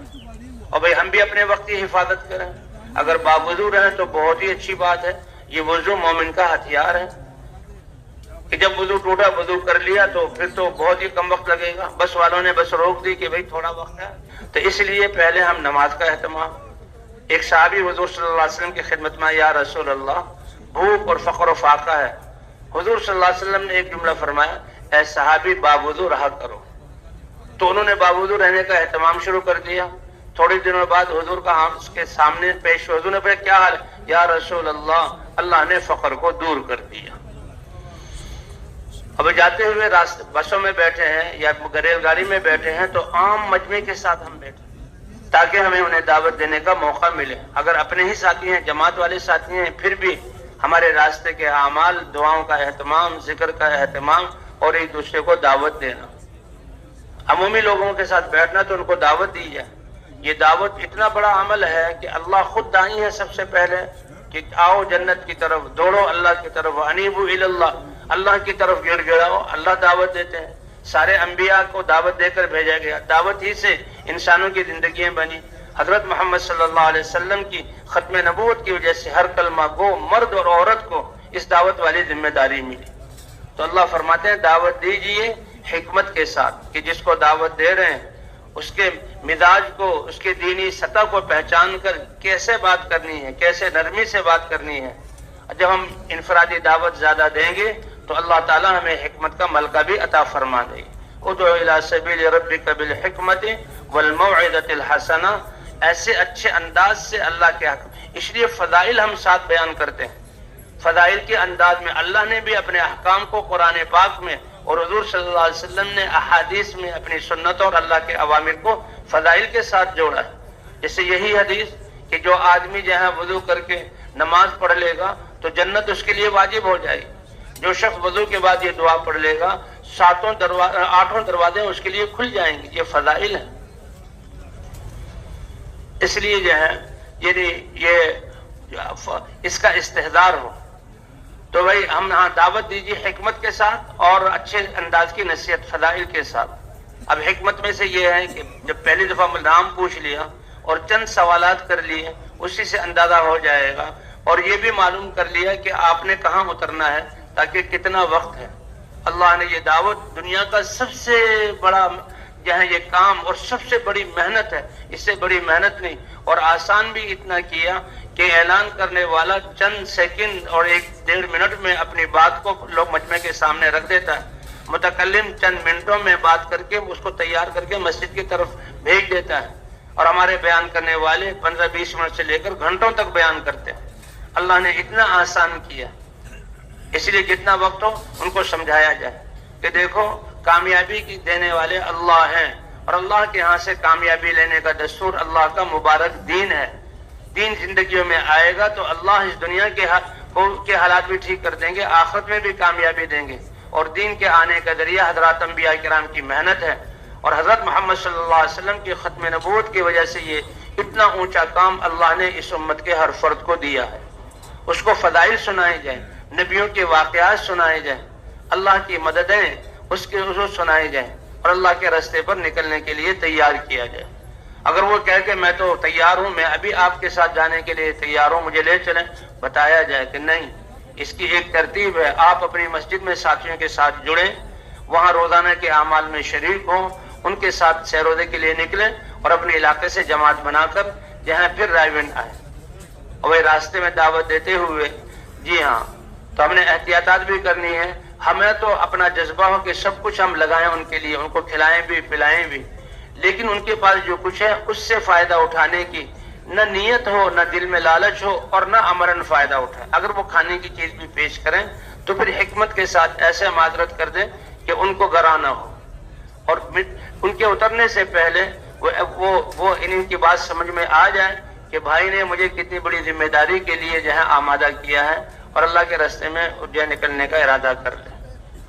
اب بھائی جب اتر کر جہاں مسجدوں میں جائیں، اگر بس سے اترے ہیں اور جہاں بستی کی طرف جانا ہے تو ذمہ دار ساتھیوں کو جمع کر لیں اور پھر مذاکرہ ہو جائے کہ ہمارا اللہ کے راستے میں نکلنے کا کیا مقصد ہے، کہ اللہ کا دین پوری دنیا میں زندہ ہو جائے، ہر مسلمان دین پر چلتے ہوئے اپنی زندگی کو درست کرتے ہوئے ساری انسانیت کو اللہ کے دین پر لانے کے لیے کوشش کرنے والا، اپنی صلاحیتیں لگانے والا بن جائے۔ اب ہم اس بستی کی طرف جا رہے ہیں تو یہ پوری کی پوری بستی حضور کی محنت والی کیسے بن جائے، یہاں کا ہر فرد حضور کی محنت والا اور دین پر چلنے والا کیسے بن جائے، یہ نیت کروائی جائے۔ اب اس سفر میں مشقت ہے، تھکاوٹ بھی ہے اور گرمی سردی بھی ہے، کھانے پینے کا آگے پیچھے آنا بھی ہے، ناگواریاں، تو یہ تو مطلقاً ایمان کی حالت میں انسان پر جو ناگواریاں آتے کانٹا چبھا تو یہ بھی نیکی بنا کر لکھا جائے گا۔ بھوک کا ایک تھوڑا سا وقت آیا، بعد میں کھانا کھا لیا تو بھوک کو بھی نیکی بنا کر لکھا جائے گا اور پیاس کو بھی نیکی بنا کر لکھا جائے گا۔ وہ تو گھوڑا جو اللہ کے راستے میں نکلنے کے لیے جہاد کے لیے باندھا ہوا ہے، وہ گھوڑا جو اپنے کھوٹے کے گرد چکر لگا رہا ہے، اس کے چکر بھی اس باندھنے والے کے لیے نیکی بنا کر لکھے جائیں گے، حتیٰ کہ اس کی لید اور اس کی پیشاب کو بھی قیامت میں اس مجاہد کے لیے تولا جائے گا۔ تو بھئی ایمان کی برکت سے تو ایک ایک سانس، ایک ایک عمل قیمتی ہے، پھر جو اللہ کے راستے میں نکلے ہیں تو اس کی ایک ایک عمل کی کروڑوں گنا قیمت بن جاتی ہے۔ بھئی ہم اللہ کے راستے میں جو نکلے، سردی جو لگی، گرمی جو آئی، تھکاوٹ ہو گئی اور کمر تختہ ہو گئی، کھانا پینا آگے پیچھے ہوا اور یہ جہاں گرد و غبار، اس کے فضائل سنائے جائیں کہ اللہ اس پر کیا عطا فرمائیں گے۔ فضائل وہ طاقت ہے کہ مسلمان کو جب فضائل پتہ لگتے ہیں تو پھر اس میں اور زیادہ قربانی کرنے کا جذبہ پیدا ہو جاتا ہے۔ جیسے خباب ابن ارت رضی اللہ عنہ، یا رسول اللہ، آگ پر ہمیں ڈالا جا رہا ہے، کوڑے ہمیں مارے جا رہے ہیں، آپ دعا ہی کر دیں کہ ان مشکلات سے ہم بچ جائیں، آپ دعا ہی کر دیں کہ اللہ ہماری دشمنوں کے خلاف مدد فرمائے۔ تو حضور نے دعا نہیں کی، مدد کی دعا نہیں مانگی، بلکہ اور زیادہ قربانی کرنے والوں کے واقعات کہ دین کے لیے تو آروں سے چیرا گیا، دین کے لیے تو کھال اور گوشت کو جسم سے نکال دیا گیا، لیکن پھر بھی وہ اپنے ایمان پر باقی رہے، مزید قربانی پر آمادہ کیا۔ تو بھئی آج تو قربانی یہی تھا، اپنی یہاں حاجات کو آگے پیچھے کرنا، ساتھیوں کو فضائل سنائیں جائے۔ اور جب جماعت سے مذاکرہ ہو رہا ہے، جو دیہات والے ساتھی بسوں سے اتر کر جا رہے ہیں ان کو بھی اپنے ساتھ لے لیا جائے۔ بھئی دعا ہوگی، دعا میں شریک کر لیا جائے، ان کے کانوں میں بھی پڑ جائے کہ یہ بستروں والے جو آئے ہیں یہ ہماری بستی میں کس لیے جا رہے ہیں۔ ایسی ہمدردی، ایسی خیر خواہی اور حضور صلی اللہ علیہ وسلم والی شفقت والے الفاظ جب وہ سنیں گے، یہ تو اس مشغولی کے زمانے میں، مادہ پرستی اور نفسہ نفسی کے زمانے میں ہمیں حضور کی محنت پر کھڑا کرنے کے لیے آئے ہیں اور دعا میں ان کے لیے دعا کرتے ہوئے آنکھوں کے آنسو، تو یہ ہمارے انشاءاللہ کام والے بن کر جائیں گے۔ جسے حبیب نجار سے پہلے وہ اللہ کی طرف سے یا نبی کی طرف سے بھیجے ہوئے حبیب نجار سے ملے، وہ ایمان لے آیا، اور جب قوم کی طرف وہ گئے تو قوم والوں نے ان کو مارنا چاہا تو حبیب نجار آگے بڑھ گیا۔ تو بھی اس لیے دعا میں شریک کر لیں، اور پھر راستے کے دائیں طرف اسی آداب کے ساتھ ذکر کرتے ہوئے، سیکھتے سکھاتے ہوئے اور نظروں کی حفاظت کرتے ہوئے، اور بستی نظر آنے پر یہ دعائیں جتنی ہیں، اللہم بارک لنا فیہا، اللہم ارزقنا جناہا، وعیدنا من وباہا، اللہم حببنا الی اہلہا وحبب صالح اہلہا، یہ دعا پڑھتے ہوئے ہم بستی میں داخل ہوں اور راستے کے دائیں طرف چلیں اور بستی میں داخل ہو کر جہاں مسجد کی طرف، جب مسجد میں پہنچے تو یہ مسجد اللہ کا گھر ہے، ٹھہر جائیں، اللہ کے گھر کی عظمت کا استحضار کہ ہم نے اللہ کے گھر میں داخل کیسے ہونا ہے۔ بیوتی فی الارض المساجد، میرے گھر، اللہ فرماتے ہیں مساجد ہے، مسجد میں آنے والے اللہ کے مہمان ہیں۔ جو صبح کو مسجد میں آئے یا شام کو مسجد میں آئے، ایک ایک کو لکھا جائے گا، اور ایک ایک آنے پر، جیسے کسی کے گھر جائیں تو وہ مہمان نوازی کرتا ہے، اللہ فرماتے ہیں ایک ایک کے آنے پر قیامت میں میں اپنی شان کے مطابق ان کی مہمانی کروں گا۔ اگر ایک بستی میں کام کرتے ہوئے ایک مسجد سے دوسری مسجد کی طرف ہم جانا ہوتا ہے، تو اگر ان مسجد والوں کو ایک رات پہلے ہی اطلاع کر دیں کہ اس وقت ہماری جماعت پہنچے گی، تاکہ پرانے ساتھی جو ہیں ہمارے جماعت کو لینے کے لیے مشورے میں بیٹھ کر نصرت کے لیے پہلے سے تیار ہوں۔ لیکن پہلی دفعہ داخل ہونے کوئی بات نہیں، راستے میں کچھ ساتھیوں سے معلوم کر لیں، پرانے ساتھی کو پیغام پہنچ جائے. ایسا نہ ہو کہ مسجد بند ہوئی ہے، تالا لگا ہوا ہے، اسی میں کافی دیر لگی.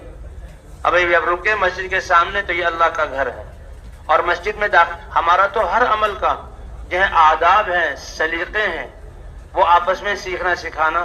تو اللہ کے گھر میں داخل ہونے کے آداب کہ انسان جب داخل ہونے لگے تو جہاں سے مسجد کی حد شروع ہے، پہلے پاؤں سے جوتا نکال کر جوتے پر رکھ لیں، پھر دائیں پاؤں سے جوتا نکال کر مسجد کے اندر داخل کریں. کیونکہ ہر اچھی چیز ہے، یہ تعلیم اور تربیت ہے ہماری. کھانا کھانا ہو اور جو ہے وضو کرنا ہو، کپڑے پہننے ہو، مسجد میں داخل ہونا دائیں طرف سے.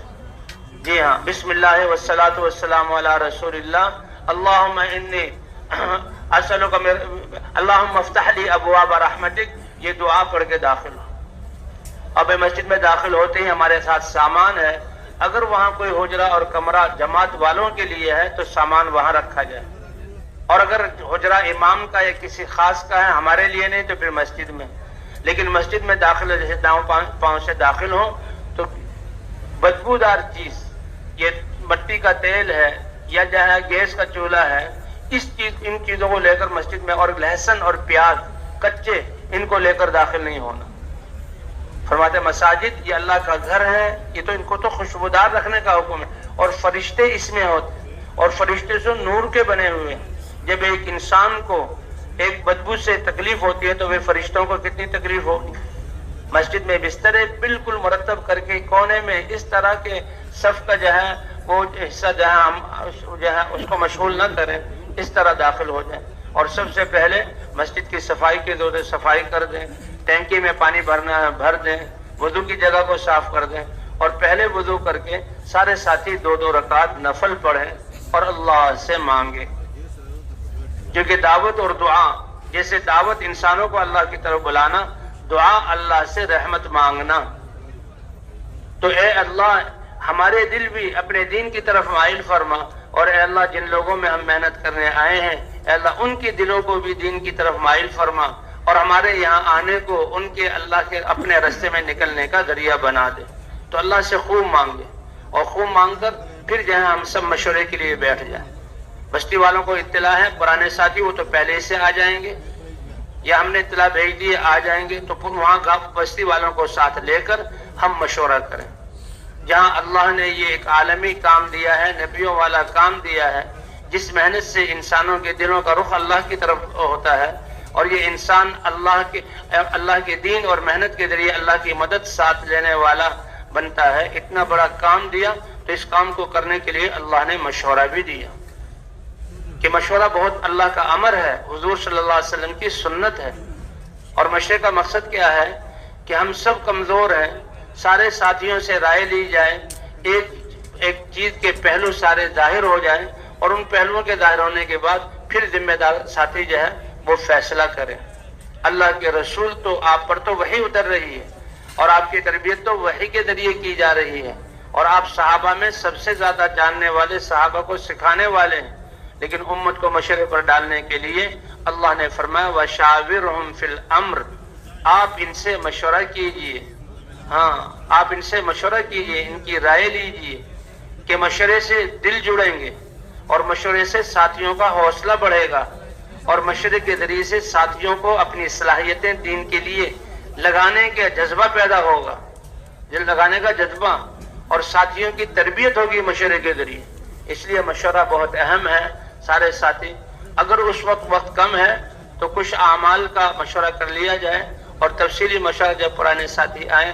بہرحال روزانہ مشورہ یہ ہمارے کام کا حصہ ہے. اللہ بھی فرماتے وَأَمْرُهُمْ شُورَى بَيْنَهُمْ، اللہ نے پہلے نماز کا ذکر کیا، اور بعد میں جو ہے زکوٰۃ دینے کا ذکر کیا، 2 فرضوں کے بیچ میں وَأَمْرُهُمْ شُورَى بَيْنَهُمْ، کہ یہ آپس میں مشورے سے معاملے کو طے کرتے ہیں. مَا خَابَ مَنِ اسْتَخَارَ وَمَا نَدِمَ مَنِ اسْتَشَارَ، کہ جو اللہ سے خیر کی دعا مانگ لے تو وہ محروم نہیں جائے گا، اور جو مشورے سے کام کرے اس کو ندامت نہیں اٹھانی پڑے گی. تو بھئی ساتھیوں میں سوچنے کی فکر آ جائے، اپنی فکر کو اللہ کے دین کے لیے لگانے والے بن جائیں، ان کی حوصلہ افزائی ہو جائے. اس لیے اور ساتھیوں کو اجتماعی زندگی پر ڈالنے کے لیے بہت ضروری ہے. اس لیے ایسے وقت میں مشورہ کہ سب سے رائے لی جائے اور سارے ساتھی اللہ کی طرف متوجہ ہوں، اور مشورے میں بیٹھنے سے پہلے یا مشورے میں بیٹھتے اے اللہ جو میرے ذمہ کام ہوگا میں نے سارے کام کرنے، سارے کاموں کی نیت کر لی جائے، نیت کرنے پر اللہ اس کا اجر عطا فرما دیں گے، باقی مشورے سے جو کام ملے اس کے لیے جو ہے اپنے آپ کو پیش کر دیں۔ ساتھ ہی رائے دیتے ہوئے ایک دوسرے کی رائے کا خیال کریں اور کام کی مصلحت کو سامنے رکھ کر رائے دیں۔ اپنے ذاتی تقاضوں تھکے ہوئے ہیں بھائی، تھکے ہوئے آرام کے لیے موقع بعد میں مل جائے گا، بھوک ہے تو اس کے لیے بعد میں، اب تو کام کے تقاضوں کو سامنے رکھ کر مشورہ دیں۔ جی ہاں، ساتھیوں کی رائے کا اہتمام کریں۔ اچھا یہ ہے کہ ذمہ دار ساتھی سارے ساتھیوں سے رائے لے لے اور پھر اللہ کی طرف متوجہ ہو کر پھر فیصلہ کرے۔ مشورے سے جو فیصلہ ہوگا اللہ اس میں خیر ڈال دیں گے۔ جن ساتھیوں کی رائے کے مطابق فیصلہ ہوا تو ان کی تو دلداری ہو گئی، لیکن وہ خوش نہ ہو کہ ہماری رائے کے مطابق فیصلہ ہوا، اے اللہ اس میں خیر ڈال دے، یہ دعا ہم کرتے رہے۔ اور بھائی جن ساتھیوں کی رائے کے خلاف مشورہ ہوا، امیر بعد میں کچھ ایسے جملے یا کوئی ایسا معاملہ کہ جس سے ان کی دلداری ہو جائے اور شیطان دیکھو جی ہمارے رائے نہیں سنے گی، اور جو مشورے میں اختلاف رائے تو ہوگا تاکہ ہر چیز کے سارے پہلو ظاہر ہوں، لیکن جب فیصلہ ہو گیا تو ہم اپنی ساری رائےوں کو جیسے بھول گئے، اب تو جہاں جو مشورے میں طے ہوا سارے ساتھی اپنی پوری قوت اسی پر لگائیں، انشاءاللہ اسی کے مطابق ہم محنت کریں گے، اپنی صلاحیتوں کو لگائیں گے تو اللہ اس میں خیر ڈال دے گا۔ اس کے بعد مشورے کے بعد اب پوری جماعت کو جہاں گشتوں کے لیے روانہ کریں۔ 2 ساتھی مسجد میں رہیں تاکہ آنے والوں کو لے ان کو بھی سمجھائیں، 2 ساتھی خدمت میں ہو اور باقی ساتھی 2 کی جوڑی بنا کر پورے گاؤں میں، پورے جہاں وہ محلے میں جہاں ہم گشت کریں، ایک سے ملیں۔ اور اگر ہم مرکز میں گئے ہیں وہاں کے ساتھی آئے ہیں تو اپنے آپ کو ان کے حوالے نہ کریں، اپنی جماعت کے حالات ان کو بتا دیں اور ان سے بھی مسجدوں کے حالات لے لیں، اور مسجدوں کے حالات لے کر اب ذمہ دار ساتھی یہ فیصلہ کرے کہ میرے ساتھ جو جماعت ہے اس کا فائدہ کہاں کہاں جانے میں ہوگا، مسجدوں کی تعیین جماعت کے ساتھی کریں۔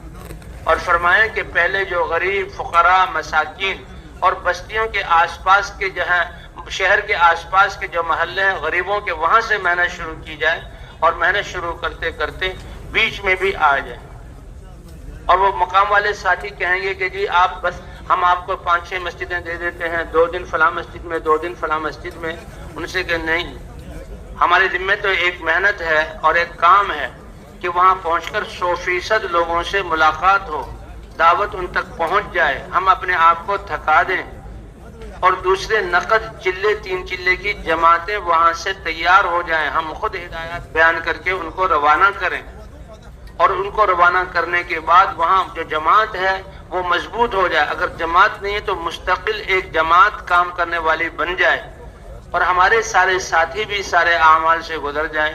اگر جماعت ایسی سمجھدار اور ہمت والی ہے، ایسی دعائیں کی کہ ایک ہی دن میں یہ کام سارے ہو گئے تو پھر اگلی مسجد میں چلے جائیں، ورنہ 2 دن بھی زیادہ کر سکیں، 2 دن میں ان کو پورا کرنے کی کوشش کریں کہ نقد جماعت کا نکلنا۔ بھئی یہ سہروزے کی جماعتیں، یہ تو پتہ نہیں ان ساتھیوں کا کب سے سہروزہ رہا ہوا ہے، آپ کی وجہ سے ان کا اپنا ایک مقامی کام کا سہروزہ نکل گیا، یہ تو ان کے مقامی کام کا حصہ ہے۔ جماعت کے جانے سے تو چلے اور 3 چلے کے لیے 7 مہینے اور سال کے لیے جماعتیں تیار ہوں، اس کی کوشش کی جائے۔ جی ہاں، تو مقامی طور پر جماعت کو بھی مضبوط کیا جائے، پھر یہ کام تو اگلی مسجد میں چلے جائیں گے۔ تو اس طرح مسجدوں کو جہاں وہ تعیین کی جائے، اور پھر مشورے کے بعد سارے ساتھیوں کو جہاں ایک جماعت کی محنت کو اور فکر کو تقسیم نہ کریں، ساری توجہ یہ مسجد اور مسجد کے آس پاس رہنے والے، اگر وہ کام کے اعتبار سے کہیں دور رہتے ہیں تو وہاں ہم دور جہاں 1-2 کلومیٹر کے فاصلے جا کر ان سے وہاں بات کریں اور ان کو ذمہ داری کا احساس دلا کر اللہ کے راستے میں نکلنے کے لیے آمادہ کریں۔ اگر وہ مقام والے ساتھی جماعت کو تقسیم کریں کہ جی فلاں بیرونی جگہ بیرونی گشت ہے یا فلاں جگہ کوئی تقاضا ہے، تو ہم جماعت کو تقسیم نہ کریں، بلکہ اپنی پوری توجہ اس مسجد کے آس پاس والے محلے میں۔ اب گشتوں میں جہاں کہا تم گھروں میں داخل ہو دروازے سے، دروازے کیا ہیں کہ وہ جہاں وہاں کے دین کے اعتبار سے امام ہے، مسجد کے متولی ہیں، اہل علم ہے، مشائخ ہیں، ان کی خدمت میں جانا۔ اور اسی طرح بستیوں کے دروازے کیا ہیں کہ دنیا کے اعتبار سے جو سردار ہے یا اور کوئی بڑے جو ہے عہدے والے ہیں ان سے جا کر ملنا، اور اسی طرح پرانے ساتھیوں سے بھی ملاقاتوں کے لیے جانا اور عام ساتھیوں سے بھی ملاقات کرنا۔ مقصود یہ ہے کہ اگر ایک گھر میں 10 افراد ہیں تو اس گھر میں ایک دفعہ گشت کر لیا، ایک دو سے ملاقات کی، یہ کافی نہیں، بلکہ 10 میں سے کتنوں سے ملاقات ہو گئی، ہر ایک سے ملنا ضروری ہے۔ جو جماعت اس ملاقات میں جتنا اپنے آپ کو تھکائے گی اور دعوت دے گی تو اتنی ہی زیادہ جو ہے وصولیاں ہوں گی۔ جیسے ڈول کو کنویں میں ڈالا جائے اور ڈول جو ہے پورا پانی میں ڈوب جائے، بھر جائے، پھر اس کو نکالا جائے بھرا ہوا، تو وہ جماعت جو خوب گشتوں میں اپنے آپ کو تھکائے گی تو وصولی بھی ہوگی۔ کہ یہ کام ہے دعوت میں اپنے گھنٹوں لگنا اور گشتوں میں پھرنا، گھنٹوں پھرنا، اور اس طرح تعلیم میں بیٹھنا اور نمازوں کو بنانا اور خدمت، اس میں ہم گھنٹوں ہر عمل میں ہم لگائیں، تو یہ پھرنا پھرانا بھی ہمارا 2.5 3 گھنٹے 4 گھنٹے تک ہمارا ہونا چاہیے۔ تو اس کی کوشش کریں گے نا انشاءاللہ۔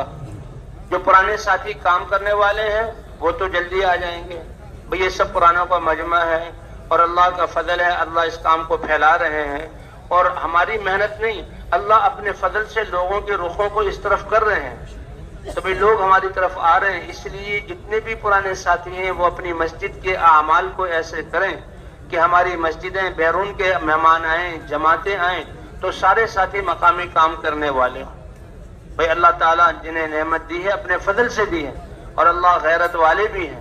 جس اللہ نے یہ نعمت دی ہے، ایک عالم کہتے بھی جو دینا جانتا ہے وہ لینا بھی جانتا ہے، کہیں ہماری ناقدری کی وجہ سے یہ نعمت ہم سے چھن نہ جائے، اللہ اس کی حفاظت فرمائے۔ اس لیے اپنی اپنی مسجدوں کے ماحول و مقامی کام میں سارے ساتھی جڑیں۔ یہ مقام کے کام میں یہ بھی ہے کہ جتنے پرانے ساتھی وقت لگائے ہوئے ان کو محنت میں جوڑا جائے، جیسے نیوں پر محنت کرتے ہیں اس سے زیادہ پرانوں کو اپنے ساتھ جوڑا جائے۔ تو بہرحال جی ہاں، تو یہ ملاقاتوں میں علماء کے پاس بھی جانا ہے، وہ اہل علم جو علم میں لگے ہوئے ہیں، شروع ہی سے مدرسے کی چٹائیوں پر بیٹھے، فقر و فاقہ اور سادہ زندگی سے علم حاصل کیا اور اس علم کی امانت کو وہ جو ہے لوگوں تک پہنچا رہے ہیں، تو ان کے پاس جانا ان کا حق بنتا ہے کہ وہ ہمیں اتنی بڑی دولت دے رہے ہیں، تو ان کے پاس جاتے ہوئے کوئی پھل یا کوئی چیز ہدیے کے طور پر ان کے پاس لے جائیں، اور ایسے وقت میں جایا جائے جو ان کے ملاقات کا وقت ہو، سونے کا وقت ہو یا پڑھانے کا وقت ہو، اس وقت ان کو جہاں تنگ نہ کیا جائے۔ اور جب ہم جائیں تو جہاں جگہ ملے وہاں بیٹھ جائیں، اور علماء جو علم میں لگے ہوئے ان کے پاس جانے کے آداب کہ ان کی علمی مجلس سے ہمیں فائدہ ہوگا۔ ہم تو خود علماء کے پاس جا کر اپنی زندگی کے شعبوں کو دین کے مطابق کریں، اور دوسرے ان سے لیے ان کے خدمت میں دعا کے لیے عرض کر دیں گے۔ اب لوگ مسائل پوچھ رہے ہیں، جا رہے ہیں، ہم بھی سن رہے ہیں، آگے بڑھتے گئے، لوگوں کو پھلان کر کے کہ ہم جماعت والے ہیں ان کے پاس بیٹھیں، ایسا نہیں۔ جب ہماری باری آ جائے وہ پوچھیں کہ جی ہم اللہ کے راستے میں نکلے ہیں اور اس مسجد میں آئے تھے، آپ کے لیے خدمت میں تو دعا کے لیے حاضر ہوئے، اسی وقت دعا کر دیں، بہت اچھی بات، بس ہم نے عرض کر دیا انہوں نے سن لیا، تو اب اصرار نہ کریں گے، دعا کر دیں، انشاءاللہ دل ہی دل میں یا کسی وقت وہ دعا ضرور کریں گے۔ اور اگر ان کی طرف سے دلچسپی دیکھیں کہ وہ بات سننا چاہ رہے ہیں تو جماعت کی پکی کارگزاری ہے، اس محنت کی وجہ سے جو دینداری آ رہی ہے، لوگ دین کی طرف رجوع کر رہے ہیں، اللہ کے راستے میں نکل رہے ہیں، پکی کارگزاری ان کو سنائی جائے۔ لیکن اپنی جماعت کے ساتھ ہونے والے واقعات یا اپنی زندگی کے واقعات ان کو نہ سنائے جائے۔ اب عالم ہو تو وہ ان کو جہاں تشکیل بھی کر سکتا ہے۔ اسی طرح جو دنیا کے اعتبار سے بڑے ہیں ان کے پاس بھی جانا، اور ان کے پاس اس لیے جانا کہ جیسے عام مسلمان کی ذمہ داری ہے ان کی ذمہ داری بھی ہے، ان کی صلاحیتیں دین کے لیے استعمال ہو گئی تو کتنے لوگ ان کی وجہ سے دین کی محنت اور دین پر آئیں گے اور ان کو ثواب ملے گا۔ لیکن دنیا کے نقشے والوں، دنیا کے اعتبار سے بڑوں کے پاس جائیں تو منجھے ہوئے ساتھی جائیں کہ جو ان کی دنیا کی چیزوں سے اثر نہ لے، اللہ کی طرف متوجہ، اور ان کے پاس جایا جائے، ان کو بھی ذمہ داری کا احساس دلایا جائے، اور ان کے جہاں دین پر لگنے کے جو فضائل ہیں وہ حضور صلی اللہ علیہ وسلم صحابہ کے پاس، اپنے صحابہ کو بادشاہوں کے پاس بھیجتے تھے، خط بھی لکھتے تھے، فرمایا دیکھو اسلام لے آؤ، حق پر آ جاؤ، مجھے اللہ کا رسول مان لو تو تمہیں تمہارا بھی ثواب ملے گا، اور تمہاری وجہ سے جتنے لوگ اس دین پر آئیں گے ان سب کا ثواب۔ اللہ نے ان کو صلاحیتیں دی ہوئی ہیں، یہ دنیاوی نعمتیں دی ہوئی ہیں، اگر ان کا استعمال دین کے لیے ہوگا تو کتنا بڑا اجر ملے گا۔ اسی طرح بھی عام لوگوں سے بھی ملاقاتیں کرنا، اور پرانے ساتھی بہت پہلے ہی سے آ جائیں گے، کچھ لوگوں کو جا کر اطلاع کرنی ہوگی۔